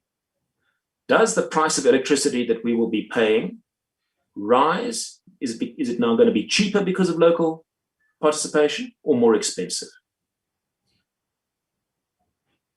Now, the 20-year duration of the contract, colleagues of mine have raised serious questions about this. It's not the same as buying a house with a bond, because after you've paid off your bond, you own the house. This is a lease deal. So after this 20-year contract, those ships will just sail away. So that's really an inappropriate comparison.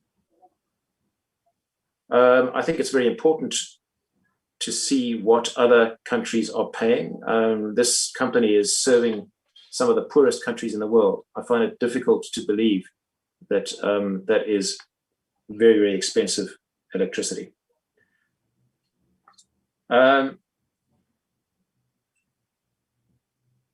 That will do for now, I think. Thank you. Honorable Volmarans. Thank you very much, Chair. And let me convey my greetings to all the members on the platform and also to the department. Chair, I want to first welcome this report that gives us a heads up on what has transpired, where we are, and in which direction we are tentatively moving. I have been sufficiently covered by some of my colleagues in the numerous concerns that we have had. Now, Chair, having said that, I would go directly into what the presentation as per the slides were telling us. And start by slide 6. On slide 6, we've got a portion that deals with transaction advisors or consultants. And I see on the blocks there, you have 2 names seem to appear on those blocks.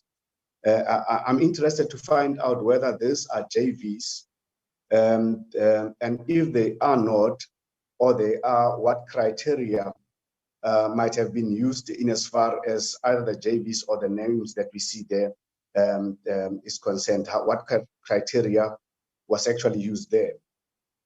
I would move on the same, on slide 8, Chairperson. That slide 8, I think that's the slide that deals with the 9 provinces, the map, but it has got all the provinces, Chairperson, except the Gauteng province. So I don't know, is it deliberate or what happens there? But when you look at the project results on the same map, it seems to exclude the other 4 provinces. I'm not sure whether I'm correct in terms of that exclusion, and what might be the reason of the other provinces not being part and parcel in terms of this program. What does it have as an impact on job creations in as far as the other provinces that are not part and parcel of that program? You would remember that, Chairperson, in some areas, you would actually be barred from having to participate from another province to another province. How are they going to handle? How is the DMRE going to handle such an issue if there's some exclusion from other provinces? What is the impact of the SMME development across, meaning on those provinces where I see the program would be done, and the other provinces where where the programs won't be done? Would they be bystanders in a massive program that is aimed at eradicating or alleviating the problems of electricity, but at the same time also being part and parcel of the job creation initiatives? The transformation of the landscape in as far as the economic of scales is concerned. What is the take of the department in as far as that is concerned, given the reasons that I've given of the 9 provinces? Now, in this program of the IPPP, where does the nuclear fit in? You know, in the IRP 2019, we have it as part and parcel of the long-term energy mix. And I've not heard a word with regards to where does it fit in within this program that we are currently discussing. Chairperson, another point is there will be EIAs done as per the presentation. I think there will also be management plans with regards to the environment as these programs proceed. But now, just like in the mining and in the energy sector or environment, what are the rehabilitation plans? Maybe long after these programs have been completed or as they move along, what are the rehabilitation plans? What are the programs for rehabilitations? Have they been part and parcel of the consideration within this program? And lastly, Chair, I see that we had 11 bidders which were shortlisted. And out of the 11s, there are 8 which are preferred, but there are these other 3 which have been sort of ring-fenced, subject to, I think, financials. Can we have an elaboration on the dynamics around the 8 versus the 11, and what happens with the other 3? Are they going to come on board later, and at what conditions are they? I think for now, Chairperson, I would pause here. Thanks.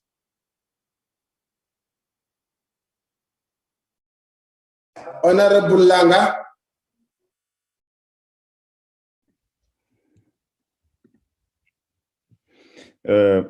Thank you very much, Chairperson, and greetings to you, Chairperson of the DMRE Portfolio Committee, Portfolio Committee members, officials of DMRE led by DG Advocate Mkwena, and Parliament support staff.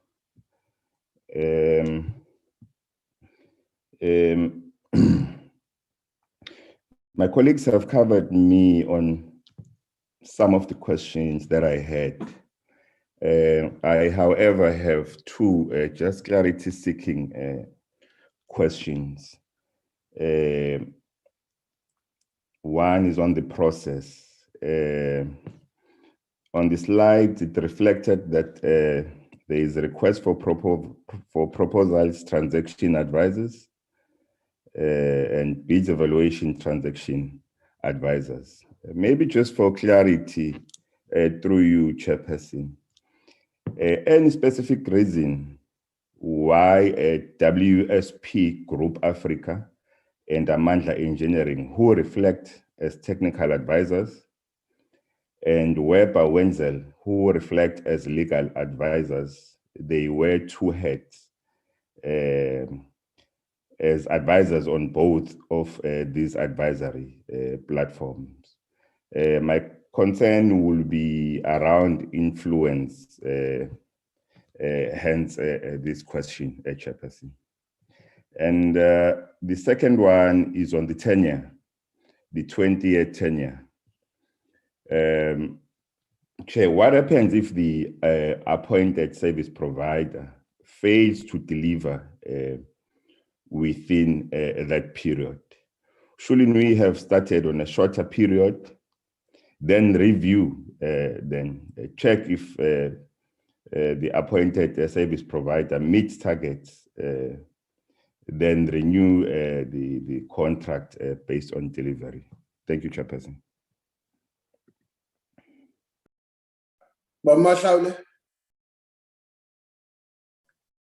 Thank you very much, Chairperson. Greetings to you, greetings to my colleagues, greetings to the department led by Advocate Mkwena, and greetings to everybody who has logged in. Chair, I want to start with the letter that we have received at night, one letter that we received at night, and the other that was read to us now that we have not received as members of Parliament. Chair, I want to warn that we must separate 2 issues: raising concerns, genuine concerns by the civil society, and lobbying the Portfolio Committee on Mineral Resources and Energy. And I'm raising this because, Chair, this announcement of these 8 companies was made on the 8th of March 2021. Today is the 20th. It's a month that it is public knowledge that the 8 companies were selected as preferred bidders. We receive the letters because we're going to have a meeting. What is the intention there? Is it for us to genuinely be seized with the issues beforehand so that we're able to discuss properly in a portfolio committee, or it's to try and push us to a particular direction. I don't know what the intention is. And I get worried when such things happen. If you are a genuine civil society, immediately the announcement was made and you don't agree with, you know the channels that you should be following, not wait for a meeting to be scheduled. In fact, the letter that you write may as well inform why the portfolio committee should have a reason to have a meeting in this matter. Not when we have scheduled a matter for other things. You write a letter yesterday and we have to divert from what we were seized with. Chair, the second warning is that, you see, we may dismiss what the Director General is saying, that this is a procurement matter. And I don't think it's proper for the portfolio committee to be mediating around procurement matters. Let me give you an example. There are 8 companies here, not one. And if you say the 20-year project on Karpowership is too long and you don't talk about others, you are inviting the Parliament of the Republic of South Africa to say, no, this one must not have 20 years, this one must have 5 years. That is mediating and entering in procurement processes. And I don't think we're about that. Chair, the first point I want to raise on the presentation is exactly what Honorable Volmarans has raised on the map. There are provinces that are not touched by the project. And I'm raising this on a bit different way the Honorable Volmarans has raised that. You see, Chair, it is reality that in South Africa, when you speak about local content, it is interpreted differently by different people. And we have seen that happening. Now, if you say, for instance, you are going to put solar PV in DR, and you say there will be 50% local content. People from DR understand local content to mean people from DR, meaning the people in Limpopo, in KwaZulu-Natal, in Mpumalanga will not be able to participate on a national project. Because this is a national project. It's not a regional project somewhere in DR or anywhere. I'm making an example. And we have seen that, Chair, when it comes to Petro SA as an example. People from Mossel Bay think that Petro SA is a regional company, while it's a national company. And when it comes to local participation in terms of SMMEs and all of that, you are told that no, it's local.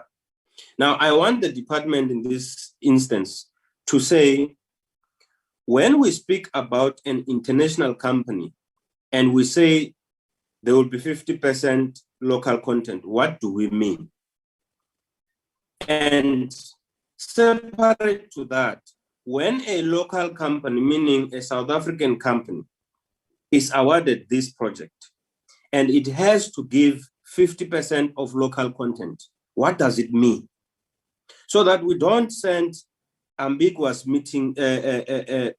messages to our people and they start fighting about what local content mean in this regard. Further explanation needs to be made in this regard, Chair.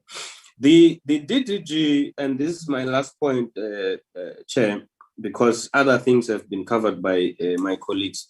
The DDG mentioned something in one bullet point that speaks of dispatchable and non-dispatchable. And he says, when you deal with solar PV, you give it a 50% chance for power generation in a year.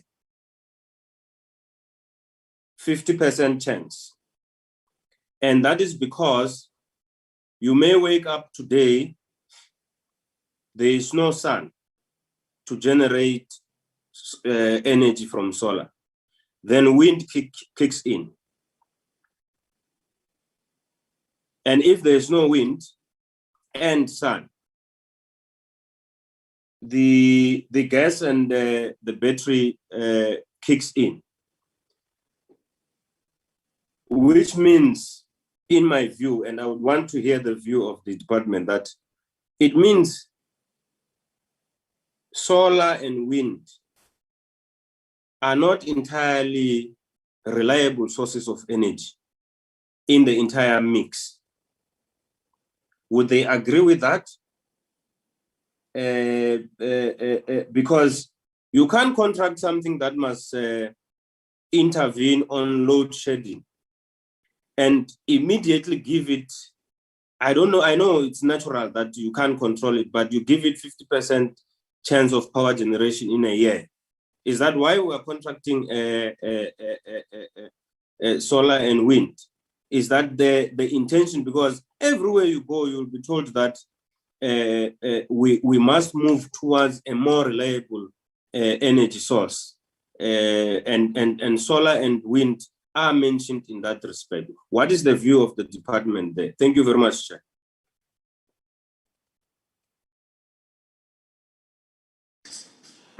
Okay, thank you, honorable members. I will come later. DG, can you respond both on the questions that have been asked, but also you can also give clarity on the comments that have been made by members. I will come later on some of the issues that relates to the committee. DG? Sorry, Chair. I had also raised a hand. I don't know whether you recognize me. Oh, Prof.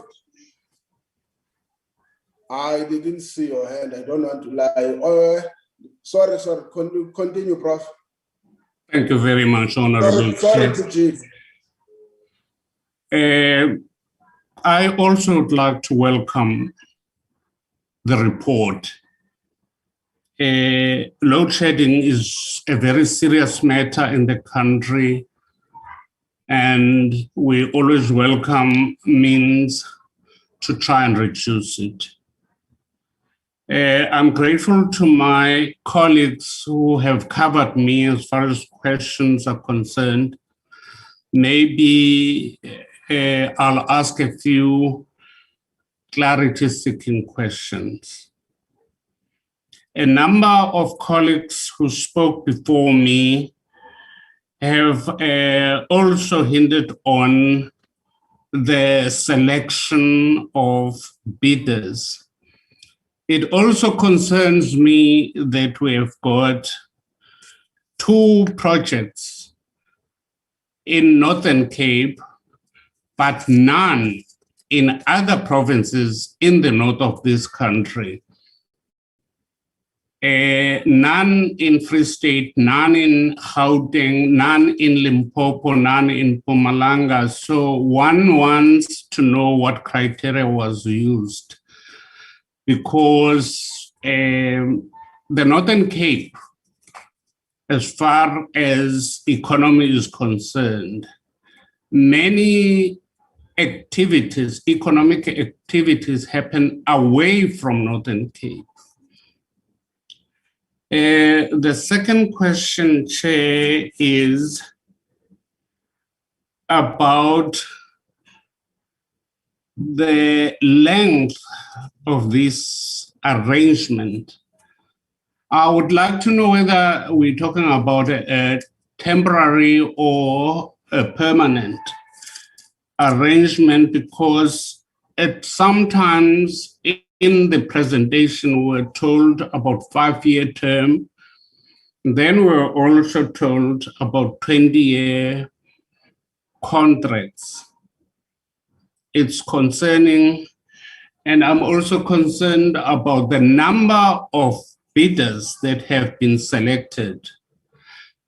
The presentation said 17 bidders were recommendable, but only 8 have been chosen.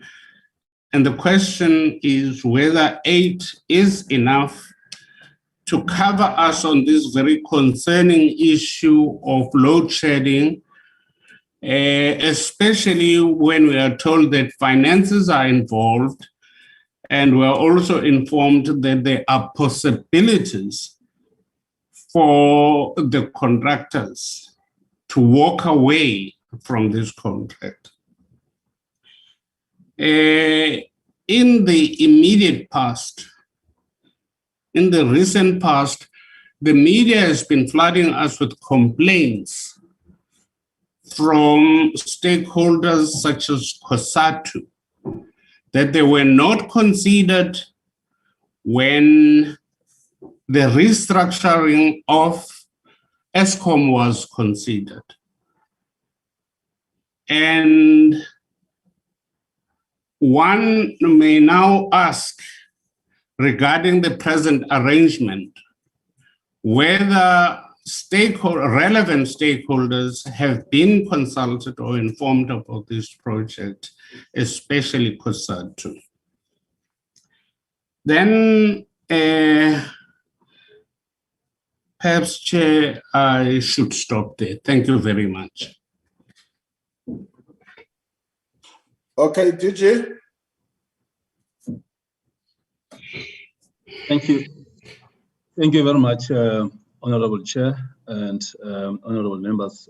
We would like to welcome the questions and the comments from honorable members. I will first start with the DDG together with our team to respond to the questions. Then I'll come at the end to wrap up and also to deal with some of the comments that have been made by honorable members. Thank you very much. Over to you, DDG Mbele. No, thank you, DG. DG, I've tried to, and Chair, I've tried to take notes of the many questions. Hopefully, in my response, I won't leave others, but those that I skip, I'm hoping, Chair, you will then maybe allow members to raise them again.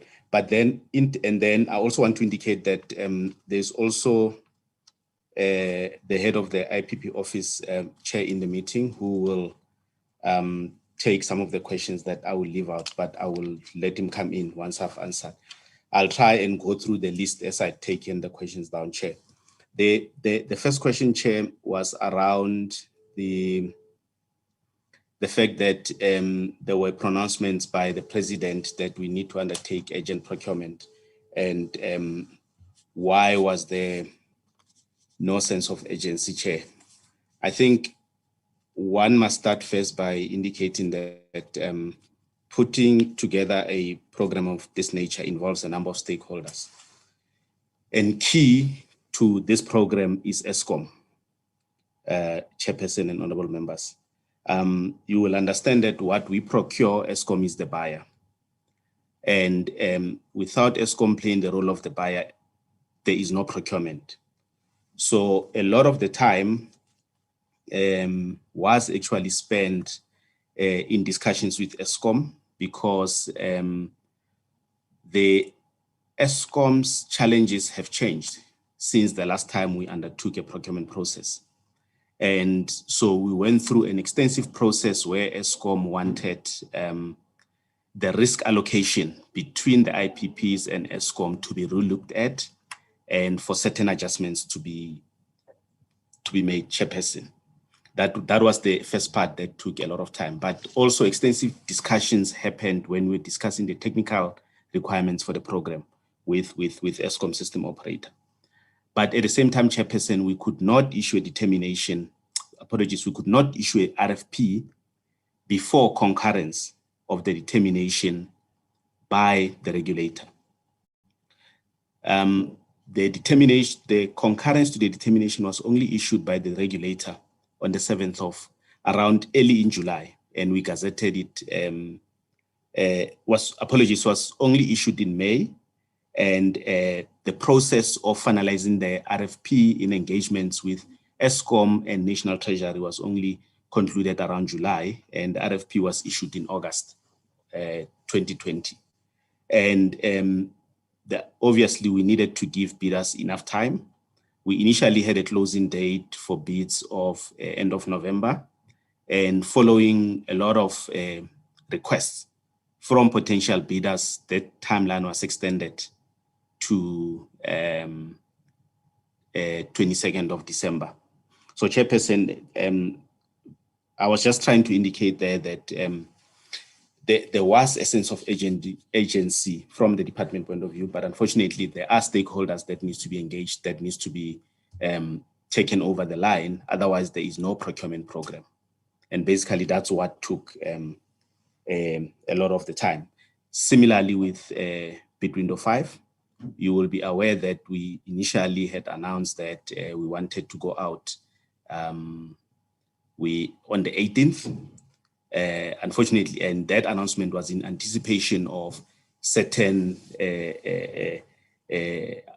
exemptions granted by other departments, and when they reviewed and they raised issues, there were delays. So the point that I'm emphasizing, Chair, is that this process is a function of multiple stakeholders, and it's not entirely dependent on the department making a decision today and running. It's until you have all the stakeholders on board, you don't have a program. And that's why sometimes it takes a bit of time. And it takes a bit of time because of the situation where we find ourselves. ESCOM is not in the same position it was a few years back when we did a renewable energy program bid window 1 up to bid window 3. I think we started seeing the challenges when we started getting to bid window 4. There was another question, Chair, around what is the likelihood that these bidders will meet all the requirements, Chair. Chairperson, while we try and facilitate with other entities to make sure that the bidders are assisted with speed, we are very careful to prescribe because there are regulatory processes that those entities have to undertake. So we do have engagements with various parties that these projects depend on in terms of authorizations, but those engagements are not prescriptive because we understand that they have independent processes that they have to undertake. So to the extent of engaging with them about the agency to assist in processing applications for permits and all that, we do that. But the outcome of that process is completely, obviously, with those agencies or the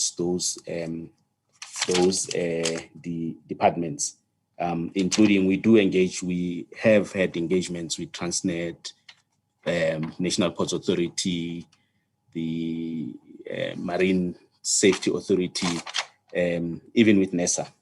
So there are engagements that are ongoing, but I think we obviously having engagements with the understanding that those are independent processes, and the outcome is dependent on the bidders meeting the requirements of that process. And hence we were saying that the risk for compliance is solely with the bidders.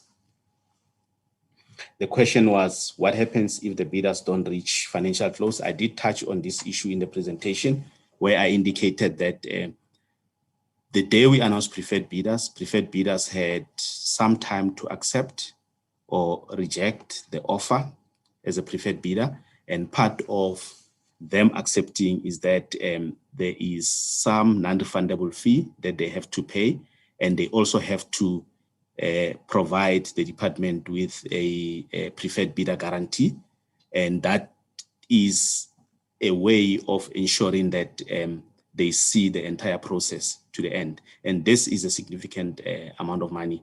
I think the non-refundable fee is about 25,000 Rand per megawatt.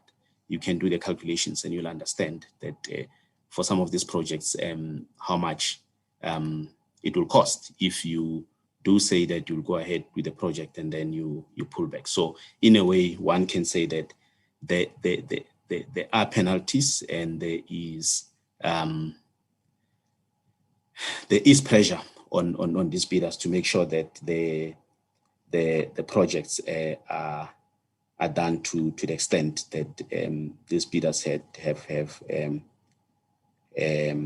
committed. I think I will leave the issue on the details, technical details around the harbor and the operations to Bernard, but I'm also aware that this is a highly technical issue. For example, we already having discussions with the South African Maritime Safety. They are looking at these issues, the applications that these bidders, especially the ones that want to put the ships and all, they have to undergo. So, I'm not going to try and be an expert and give the answers here, but there are processes that have to be followed, and there are authorizations that will have to be obtained by these bidders for them to be able to do what they need to do around the ports. There was a question around the issue of cost and the cost of LNG and how is it preferable to compared to some of the renewable projects. I think one has already explained the issue of flexibility, and maybe I must here touch and clarify the point around dispatch and non-dispatch that was raised by Honorable Mahlaud. The point I was making with the dispatch, non-dispatch, what I was explaining is that renewable energy is considered not dispatchable, meaning there is some level of predictability because you can look at the weather, you will know when the sun would not shine, when the sun would shine. You can work around that predictability. But what you can do is you cannot switch them on and off as you like, to manage your system, which is different with other technologies like gas. You can put it on and off when you want it. And the issue around the 50% that I was referring to, for example, on the dispatch, normally the dispatchable plant, for it to make business sense, you have to give them what we call minimum dispatch, right? So you have to say to them, I will dispatch you, or I will allow you to run minimum so much of the time and the remaining time. So what I was explaining is that the current arrangement is that these gas engines or the gas in the power plants will be dispatched minimum. You are guaranteed that you'll be used minimum 50%, in the year.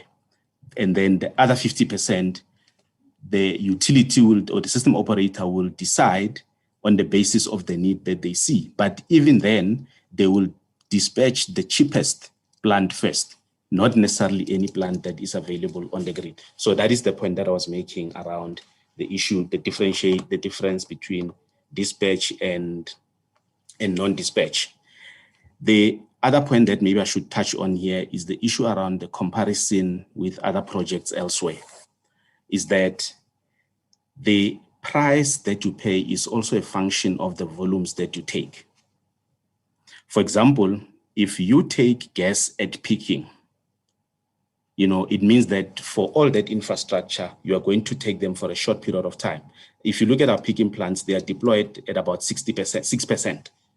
So effectively, the investor will try and recoup some of the capital investment by making sure that it's included in the price. So when you have it as a peaking plant, that's why the diesel plant, not just because of the price of diesel, but the rate at which you deploy them will be slightly expensive. So I think the comparison in terms of the price with other countries, one will have to look at. I can tell you that here we're saying ESCOM is saying we'll deploy those between 5 a.m. and 9 p.m.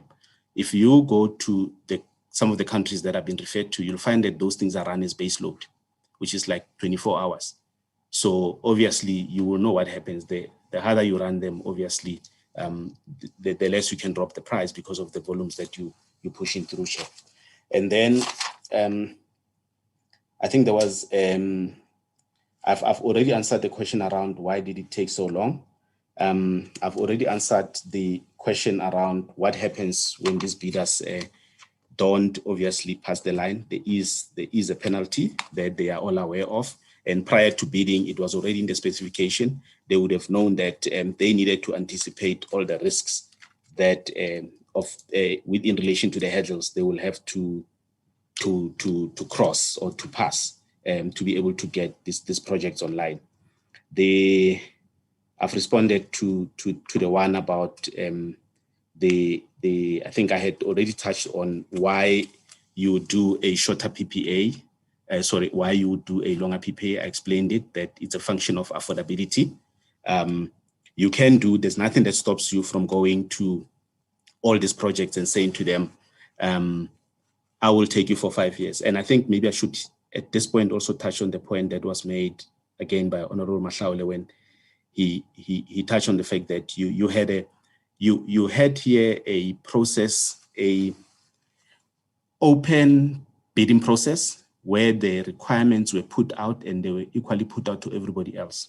Unfortunately, the procurement process doesn't allow you that after people have bid, then you change your mind and then you can pick and choose suddenly that I want to get into this arrangement with you. Because I don't like you, I can get into this arrangement with you. Unfortunately, the only way you can manage that is if you had a sense upfront as to who is going to bid. Then you can tailor-make the RFP to be able to manage that other person. Unfortunately, where we're sitting, the RFP that was put together on the basis that those who will bid will be measured on the same basis. So it was not hardwired in any way to be able to manage certain projects than others. And there was a point around what does all this say about long-term planning? As I'd indicated, our long-term plan is the IRP, and the IRP has already, as I indicated when you start in the presentation, that this procurement was identified and was called for in the IRP as part of resolving our energy issues going forward. I also in the presentation indicated that the energy that is procured through this project is in line with what is in the IRP. If you look at the energy or the technologies used, gas, PV, wind, and battery storage, it's in line with what we see as the plan going into the future. I must also at this point indicate that there was a question around where does nuclear fit in. I think the IRP is very clear. Obviously, as part of this process was to procure power that can come online in the shortest possible time, which we mentioned as 12 to 18 months. Fortunately, nuclear projects take much longer.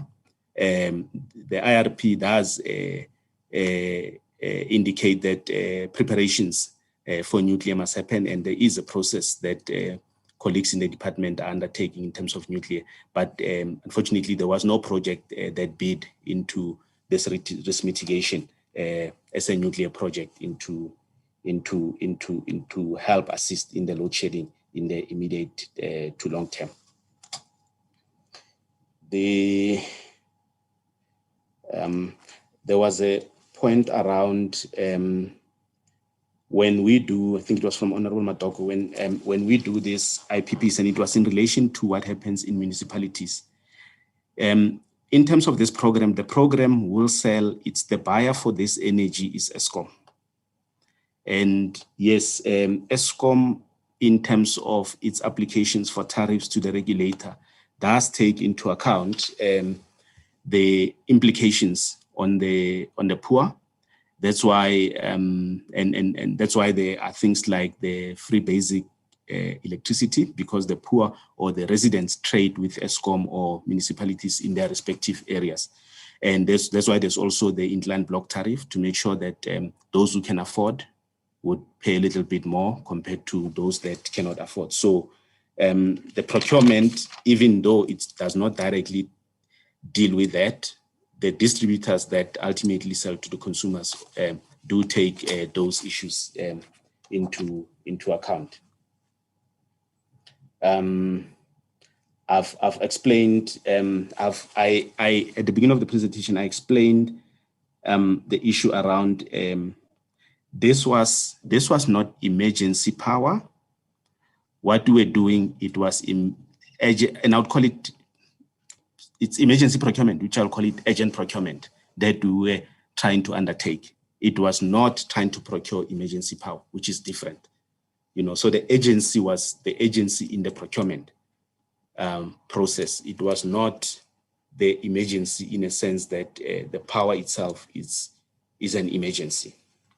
As I'd indicated, the emergency power would be more in the short term, which is a process that Eskom undertook. The RMIPPPP was meant to unlock capacity in the 12 to 18 months that required some sort of long-term arrangement. Chair, I'm just trying to go down the questions and see the ones that I've not responded to. There was a point around, is there an effort by the DMRE to see if there is research? Yes, there is. Through some of our international partners, there are programs that include students. There are studies that have been done even through Eskom that we every now and then look at and consider that deal with some of the current challenges that we have in the electricity space. There was a question about who incurs the cost. The setup in the electricity space is such that the user pays. Every generation that Eskom buys or Eskom generates and transmit to the user pays. There is no money from the fiscus that goes into this procurement process. And I think that's 1.1 needed to clarify as well. And the bidders are not paid for anything. They only paid for the energy that is produced. So if there is no energy that is produced, there is no payment to the bidder.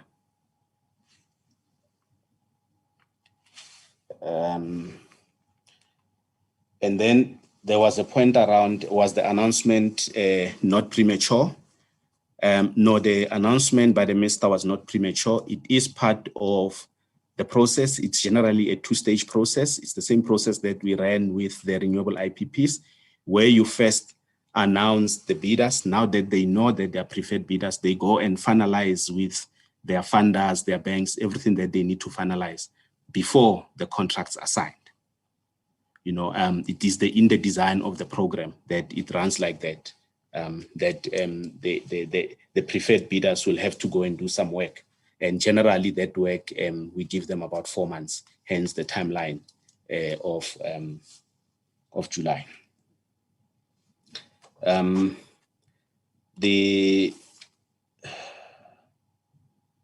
I've dealt with what happens if the companies don't deliver. I've already said for them to accept preferred bidder status, there is a commitment, financial commitment they make.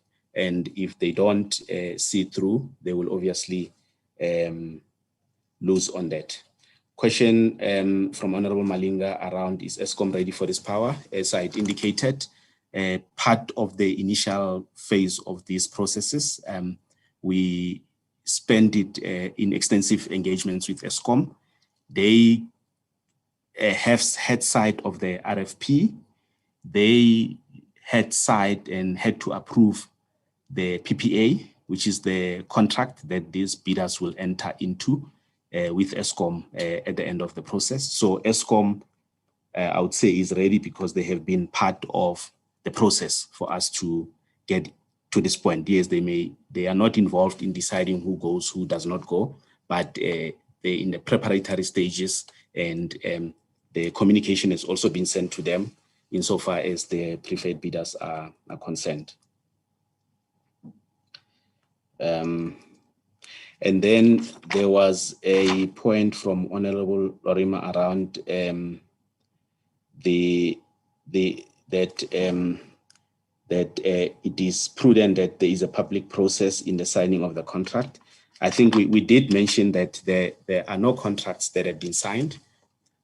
We have announced preferred bidders, and preferred bidders have now the opportunity to go and finalize everything that they need to finalize, including environmental authorizations and all that. And I also have to mention, Chair, I think in terms of public participation, I think there are a number of issues that were raised in the letters which pertains to environmental issues. That environmental process does provide for public input. And one would want to believe that if there are concerns about the environment, that would be the appropriate platform for these issues to be tabled. And one would believe that the Department of Environmental Affairs will definitely consider those issues in the decision that they have to make around the environmental authorizations around these projects. And that is one, but there may be other processes as well that they want to be part of. But I think it's not like the decision is final. The issues that are raised can be directed to the relevant department that are even better placed to make a call if this is an environmental risk or not. Timeline, why has it become urgent now? I think the issue of diesel, it has become urgent now because we're having load shedding. ESCOM has become clear that they do not see themselves getting out of this challenge anytime soon. So it is therefore urgent that we must deal with load shedding.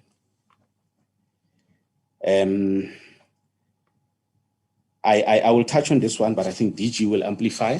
I think we explained the process that is followed in terms of procurement because there was the question around how much of the process was political. This is an administrative process. The process starts at the IPP office. It comes into the department as part of the supply chain processes, and it gets approved at the level of the DG.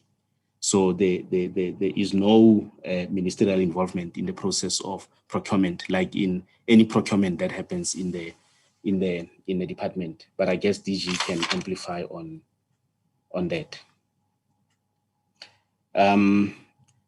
Honorable Volmarans asked around the transaction advisors, that are these JVs or not. Mr. Magoro, the head of the IPP office, will amplify on this point as well. But just to respond that over the course of the IPP projects, starting with renewables, the department took a deliberate decision to say that we cannot have the same big companies providing advisory.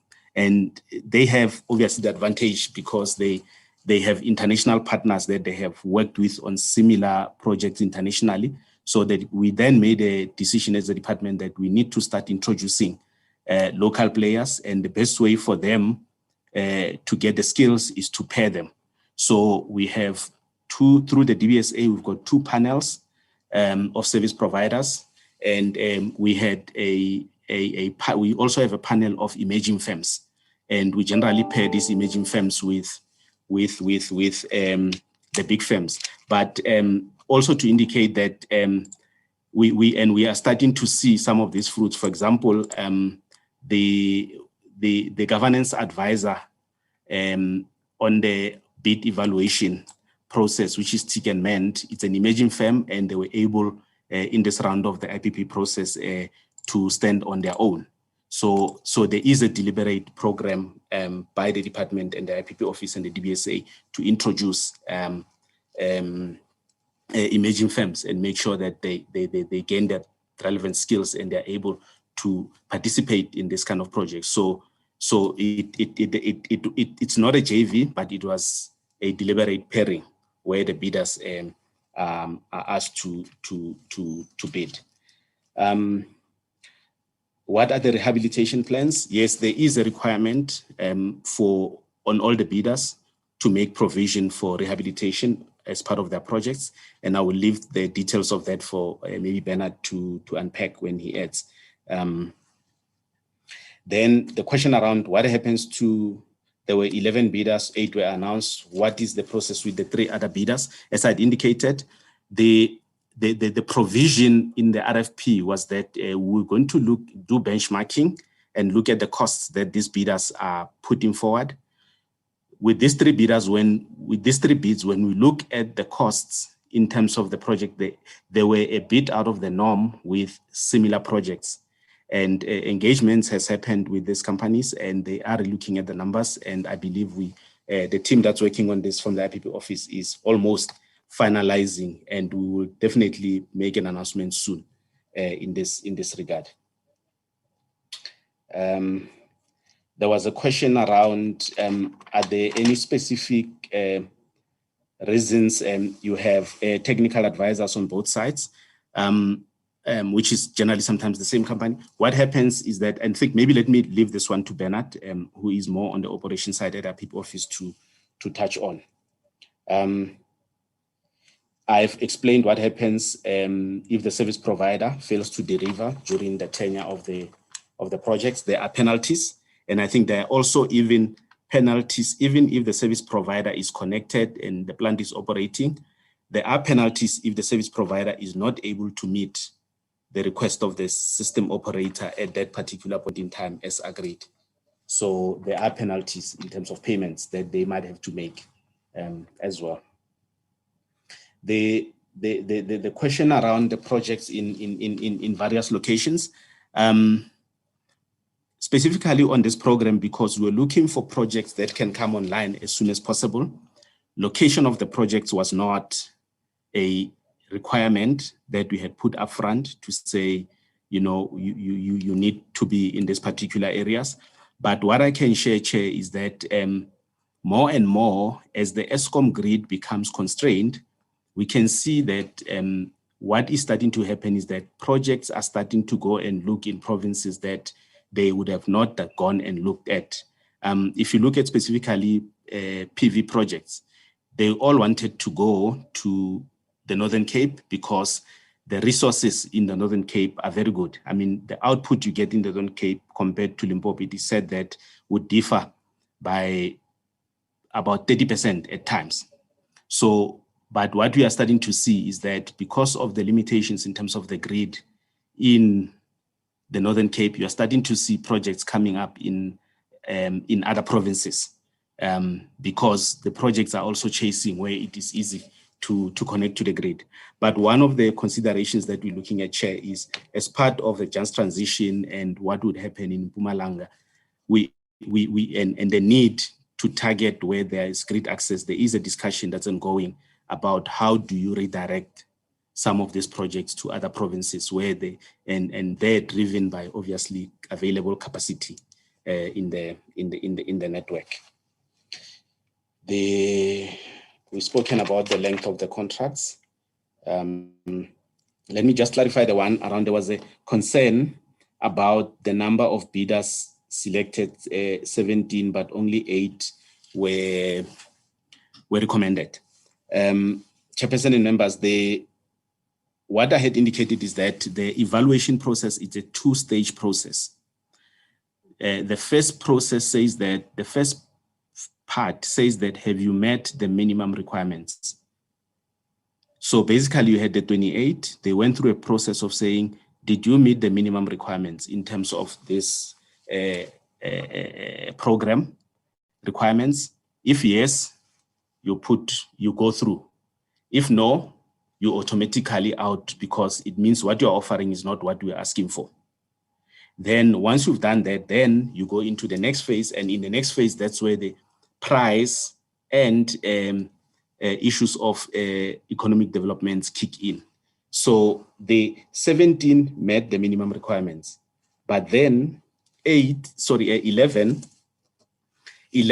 came within the 2,000 megawatts. Remember, we were procuring 2,000 megawatts, and these 8 projects give us 1,995. So effectively, the amount of energy we're looking, or the amount of capacity we're looking for, it's all taken up by the 11 projects.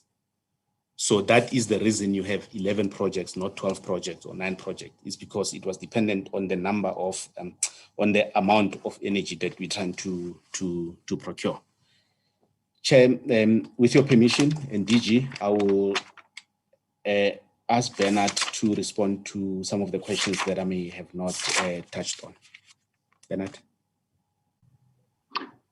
Thank you, DDG and DG. Good afternoon, good morning, Honorable Chairperson and Honorable members.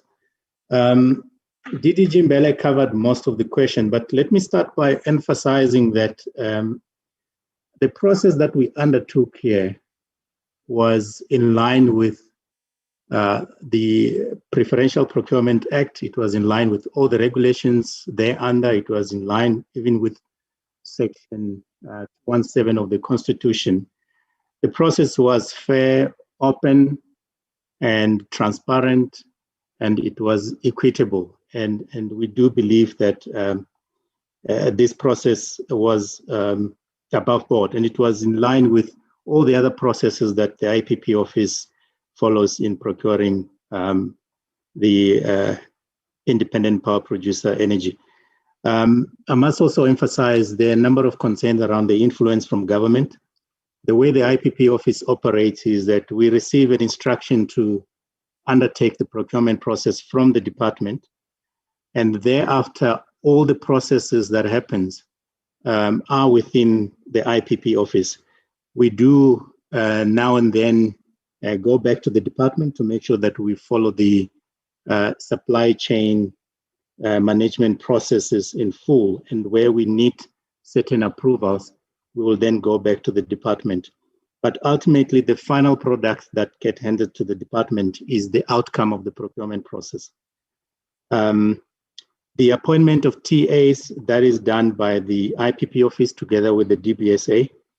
The drafting of the RFPs, the evaluation process, all of that is done, monitored closely by the IPP office employees, but with assistance of the technical advisors, as was mentioned. Maybe just to touch on some of the questions that were raised.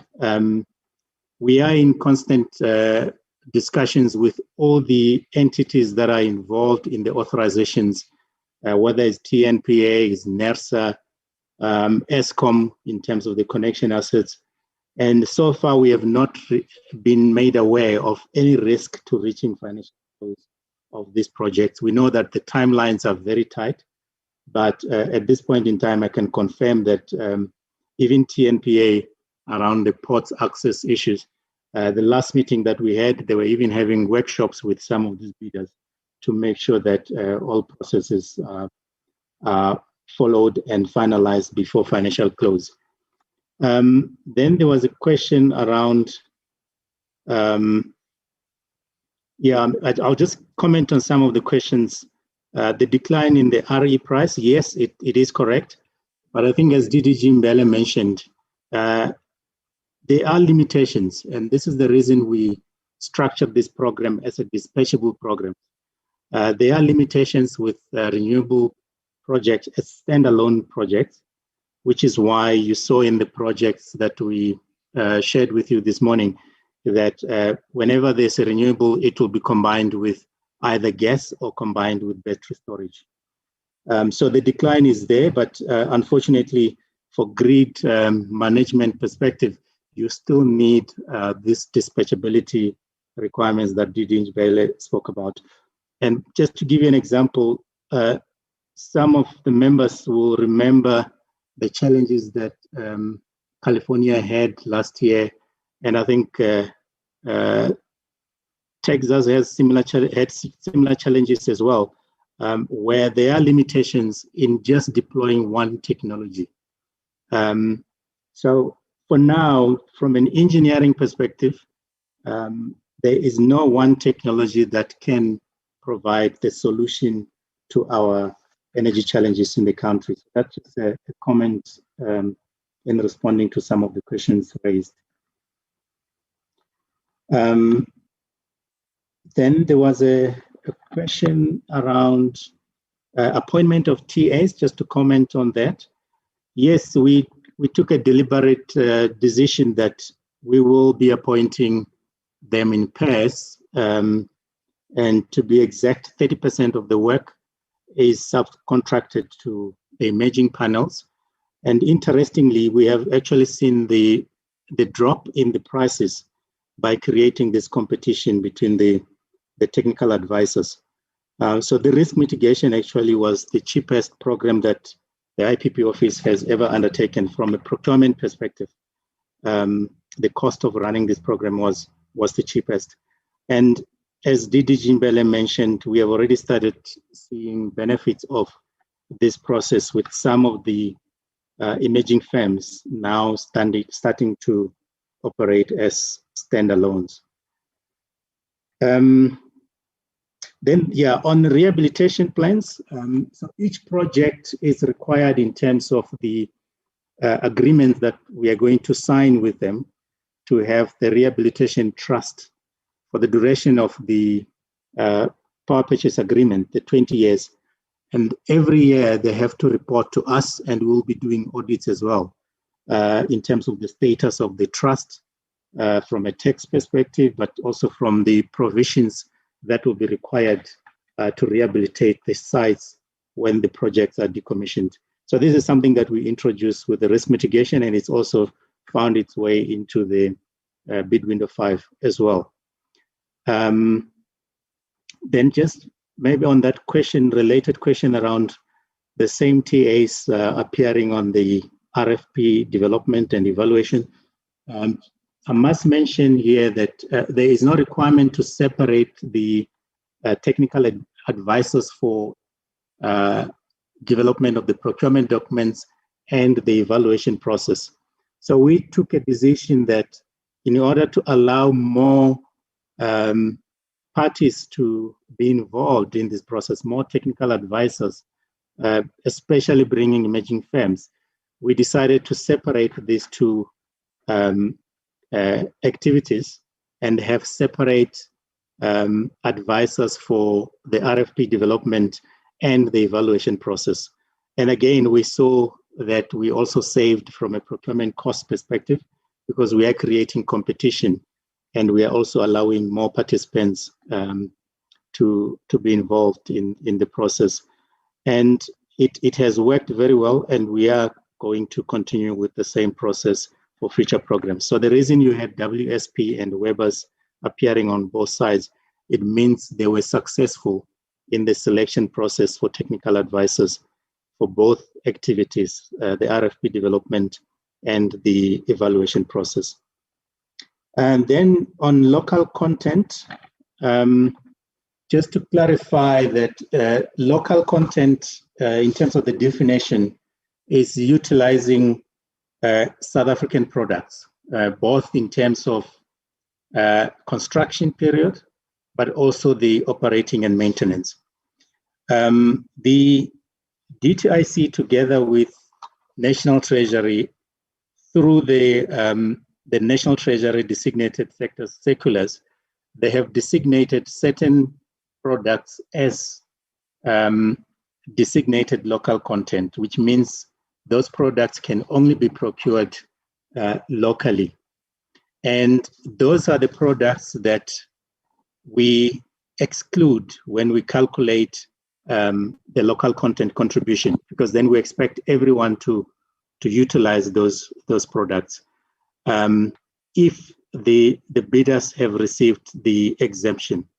And the other requirement is that if one bidder received the exemption on a particular product, that exemption then becomes applicable to all the other bidders. So the gas engines, for example, if the DTIC gives an exemption to gas engines, that will be applicable to all the other bidders. Similarly, if they give an exemption to PV panels, that will be applicable to all the bidders.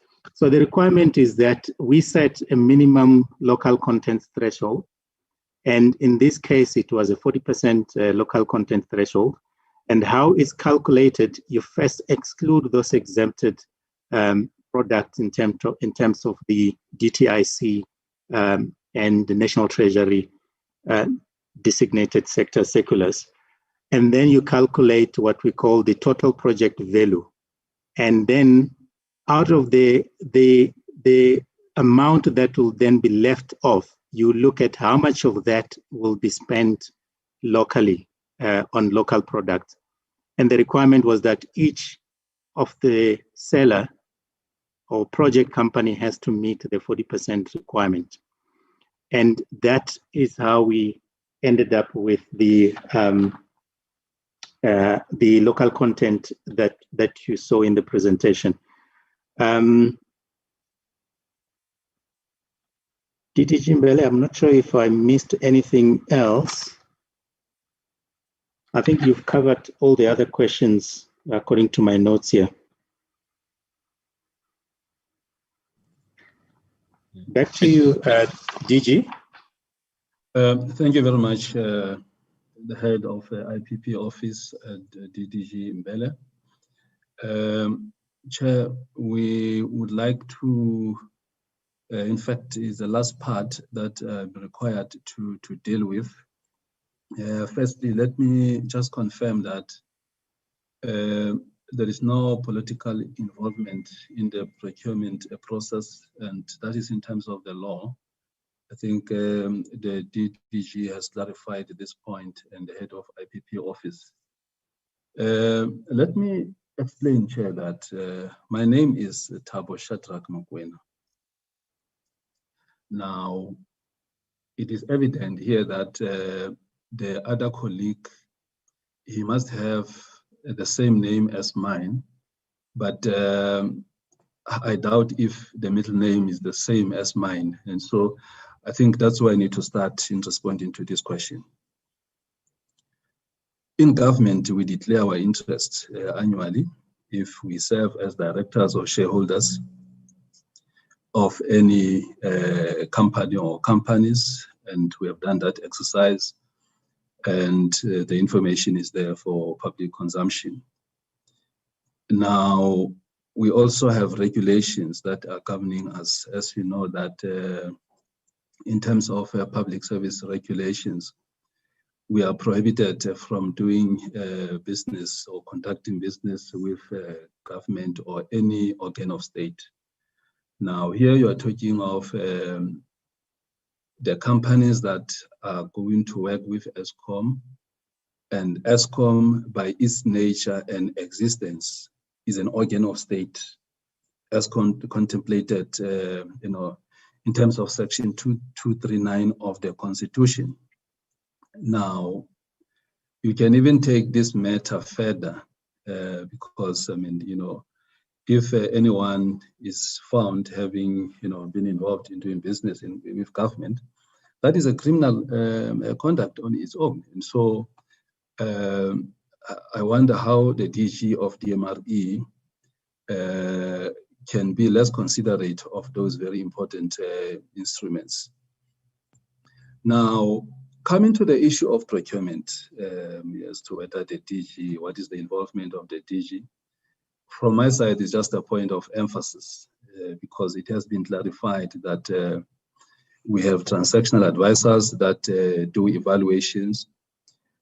Even on top of that, we have the bid evaluation from the side of the department, and they finally bring their recommendations to the DG for an approval. And so that's how the process is undertaken. And so if there is any doubt in terms of how the process has been undertaken, I think information can be requested. If there is any interference, the DG fiddles with the documents and so forth. And so I think, Chair, those are the only few issues that, I thought that I just need to overemphasize on those points. The colleagues have already responded to those questions. Thank you very much, Honorable Chair and Honorable Members. But over and above that, we do welcome questions and comments. And, we are here appearing before Parliament. We understand your mandate and role as Parliament, and we understand our role as well as the Executive. Thank you very much, Chair.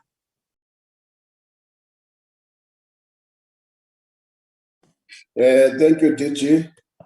Honorable members, allow me to make the request, because we are supposed to be closing the meeting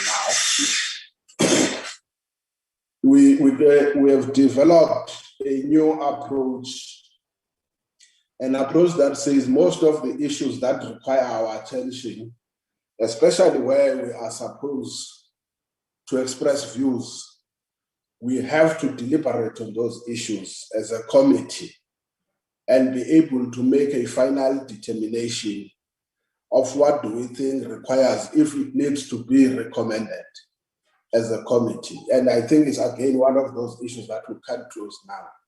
But we wish, as a request, that today we also have to adopt the minutes of the last committee meeting that we had, so that it can prepare the report that will be giving members for deliberations on the date we will disclose. I want to suggest this, honorable members, that we also include this for a discussion in the committee. There are a few issues. At this stage, I don't want to express my views. What is good, and I must explain, is that when this issue came in, we saw it as a rapid response exercise by the department and government in general. And obviously, had we waited for quite a longer time, some of the issues, by the time we express views or make recommendation, time would have been much ahead of us. And that's exactly what made us to say, if this is a matter of and allow me to use the word in inverted commas, of an emergency intervention, most definitely it requires to be treated as such, so that by the time we schedule a normal meeting, we don't then say, hey, the processes are far ahead of us, or certain things are beyond our control or our determination. I want us then, when we go back, and I'm not going to deny members, when we go back, I always say, when we go to a meeting, we must ask the question, what do we want to achieve with this meeting? What is the ultimate objective? Is there anything that we think by actions was done in a manner that does not or is not consistent with what has been the processes? I must say, when I was sitting here, when I was looking at this thing, there was nothing that untoward that had been said, except to make this thing, DG, to say, I think once the report is good, I think for me, the report misses one thing, which was a concern. And I think, honorable members, from where we sit as members of the committee, we also need, I always say, we must not be shy from what we think sometimes is a territory we don't wish to go to. One of the things, DG, which for me I would have loved the report, because I don't want, the reason sometimes there are assumptions is that there are certain things that are not being put straight. Mr. Mpele, when he makes a submission, for an example, and these are the things we'll have to go back in the discussion and clarify. When you make a submission, you may leave us with a perception that you don't know whether environmental exercises were performed or were committed. I think you must be straight, Mr. Mpele, and say, for an example, this is what we must look at. These people would not have succeeded on what they were doing if they didn't have an environmental compliance certificate. So that as a committee, we'll then be able to ask a question, where does that fall? So if it falls with the department, for an example, of environmental affairs and other related issues, forestry and fisheries, we can then be able to say, it actually means if there is anything that is untoward in relation to environmental compliance and other related matters, then that might fall squarely on the committee on environmental affairs, so that we don't transcend on our mandate of what has to be done. So at this stage, we may not have what was specifically put into place when these things were put forward. Would it be possible for these people, for instance, to be granted some of these projects, these commitments, if they had not met certain requirements? Because I think what becomes a concern from members is that we're not sure whether some of these things, compliance, especially on environmental issues, whether it was a precondition or it's just a granting, and then whether you get it or not, you will see it on your next stage. I think that, to me, the report is not being explicit enough to give us what is that is definite. The second thing, I think we must not run away from the fact that if this is a short term, and I'm raising these issues because the committee must deliberate on these issues and not be shy away. There is a new phenomenon in the starting point. If this is a short term or a rapid response exercise, how do we make a justification? I understand, I'm not saying that is the case. How do we make an explanation of short term on others subject to renewal and others have got a long term? Let's say if we've got an exercise of 10 or 5 and then others 20, what is it in relation to the rapid response exercise? How does it relate to those different approaches that have been made? I think this will remain an issue that we must take it up. Can we, and I think it requires the committee and members, others argue that this is a process that is not necessarily a process of policy direction. This is an implementation in relation to the existing policy. Can we take that as a part of a discussion there? Why do we say, for an example, others say, no, this is not procurement, it's a separate process that requires proper consultation. Others argue that this is a clear process of implementation, and in the context of implementation, it is true prioritized bidding. And if that is the case, what are the root causes that are there? And how do we differentiate those who participated in the process out of interest and those who out of interest in terms of what are the rewards in terms of profit margins, if we want to use that word, and those who would have put an eye on what they believe should have been an exercise to be done, even if they were not bidding out of their own interest. But lastly, I think on this issue number, we should not run away from this thing. There are certain things that we will not agree as members, and we should not be shy and try and I don't want to take it, and please, none of you must take it personal. For an example, how we interpret the integrated resource plan and what it contains and what are the options and what should be emphasized at the expense of the other. What is our interpretation of the just transition?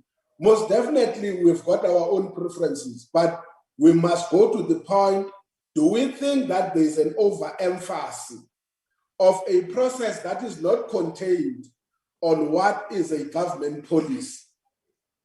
And therefore, on what grounds then do we think, what recourse do we have in that exercise?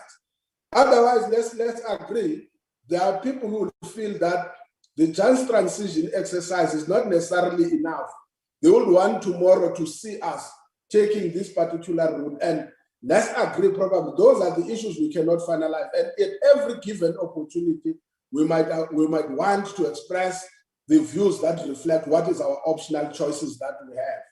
So I'm just raising these issues that we shouldn't run away as committee members to take responsibility for our own deployments. But I always say I wish to avoid a situation where we act on the basis that if I disagree, we ignore the reasons and the basis of disagreement. We then label those issues as if there are other motives beyond what is here. We'll end up now discussing on the basis of emotions, not on the basis of what are facts that we need to deal with. Lastly, it's a request, honorable members. When we go to a discussion, I always say, for instance, DG, I would want tomorrow when we come back, there is something that has been in the public domain. I see all the other issues. That the issue of this Karpowership is a huge cost, and I would have loved, I'm saying you are not part of them, and I don't wish to be a committee that take issues of financial interest, put them in the committee where we will disagree. I don't know those people, but I would have loved, because it's a new phenomenon. I must be honest, I hear many members, they talk about, I have never had an experience of it. And I hate as a member of parliament when you stand up, somebody says, can you explain how this functions? And I say, no, I don't know.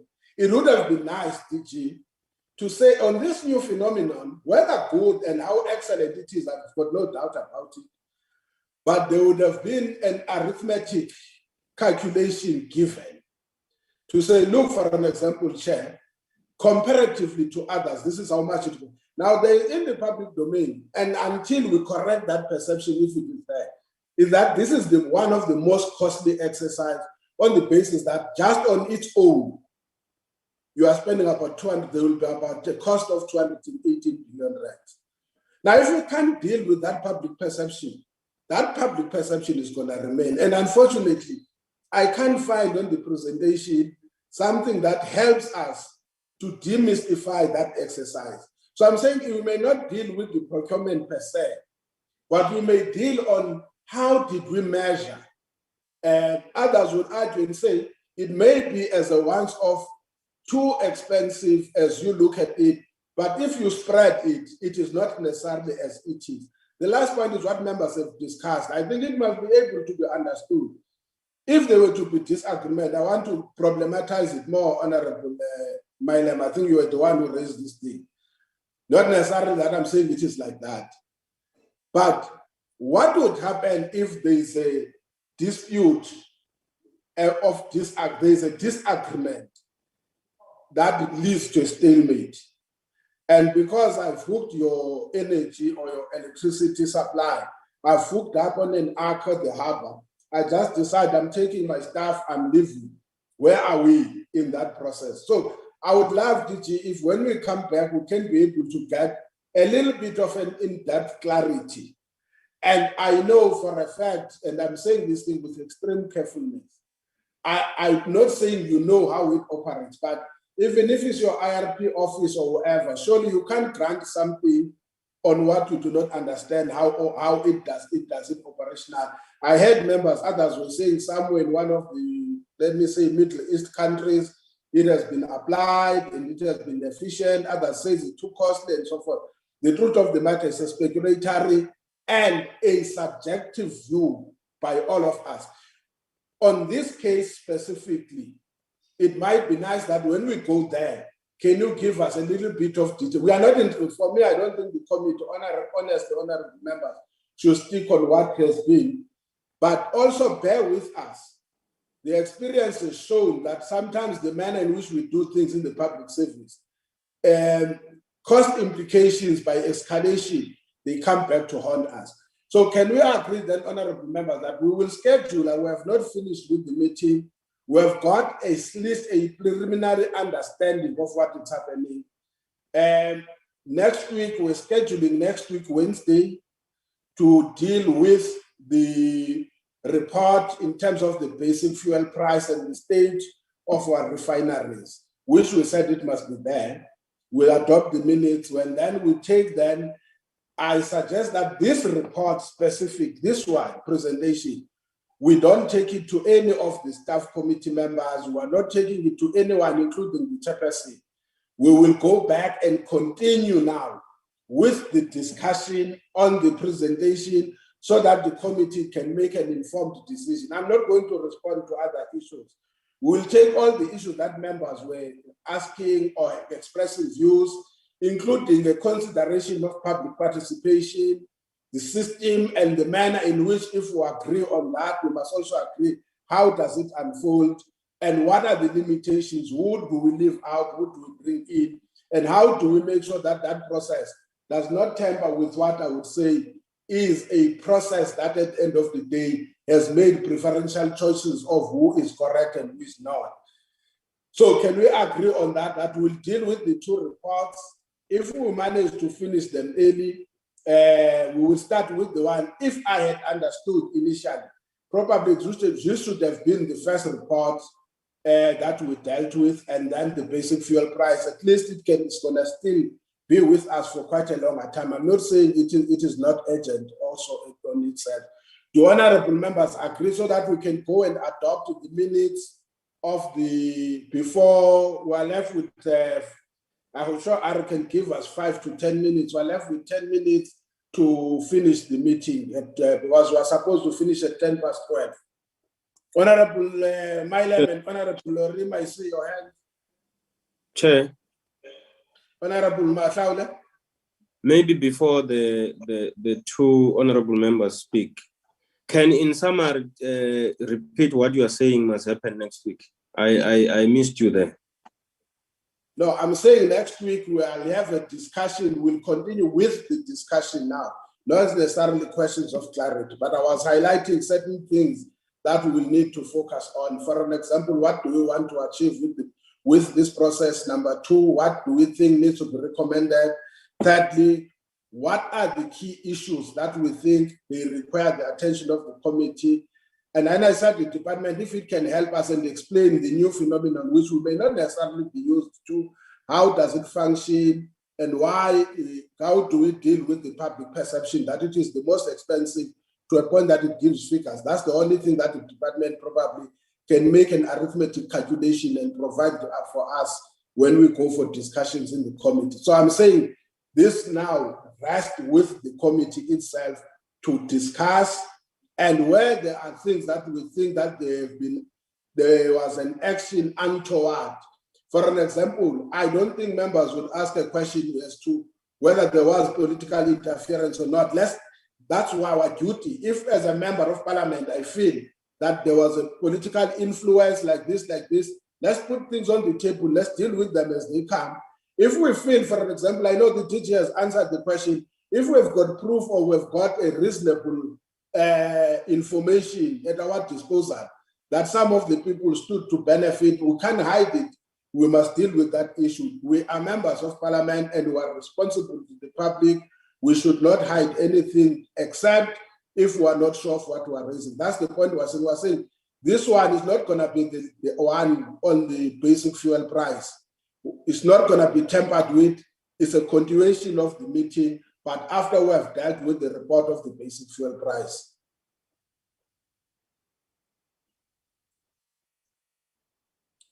Did you hear me now? Yes, Chair, I heard you. Okay, let me hear members before we go to the minutes. Honorable Milam. I'm not sure. There were a couple of questions that I didn't get a clear answer to, and I do thank the DG for clarifying that he is not the person that is listed as Thabo Mokoena on the Vera Works directors list, but it just seemed very strange that the only other director in that was a Thabo Mokoena. But okay, I accept that, and I apologize if there was any implication in that he was in some way involved or otherwise. But I didn't get a clarity, and Mr. Mbele said that Mr. Makgoro would answer it about the exclusion zones in harbors and the impact on shipping and the like. I really didn't get a clarity as to that. Okay, but no, you know what I was saying. What I'm trying to avoid is when we get cut off from the time we're allocated. Gigi, can you give that answer so that by the time we meet, but they will be part of this meeting, by the way. It does not necessarily mean that if they don't present, they will not be part of the meeting. They know they should be part of the meeting.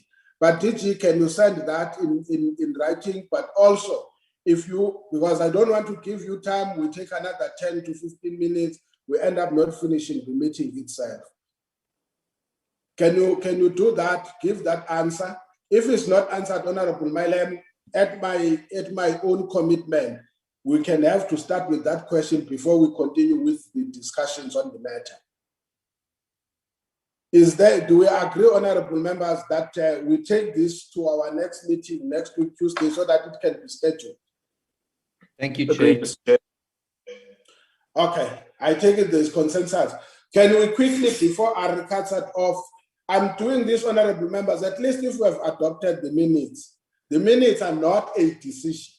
The minutes are a reflection of the proceedings of the meeting. Can we deal with the minutes so that we can know that when we discuss something that we are owning? The minutes are in relation to the basic fuel price. Can you throw them on the screen, Ari, very quickly? Just to remind you, Chair, we didn't send the minutes prior to the meeting to members, right? This will be the first time that the members see the minutes, Chair. Send it to the members. I didn't know you didn't do that. You know that we can't then, honorable member, it means Ari is giving us an extra task. We will, before we deal with the report on the basic fuel price, we will start by adopting the minutes, and then we will go and have a discussion on the draft report or on the draft discussion document. And then we'll adopt it, and then we'll go and adopt the minutes of this meeting, and then we will deal with the discussions going forward in relation to this, so that we can have a proper structured. I'm not saying whether it's a report or whatever it will be, but I know committees don't take decisions. But as a committee, we don't talk just for the sake of talking. There must be outcomes. We will then state on the outcomes of what the committee views as to be the approach on this matter. If we then agree with that, honorable members, let me also raise the issue. I've heard DG, I'm still gonna look, I didn't want to listen that, honorable members, there is a bill that has reached Parliament. It has not yet been referred.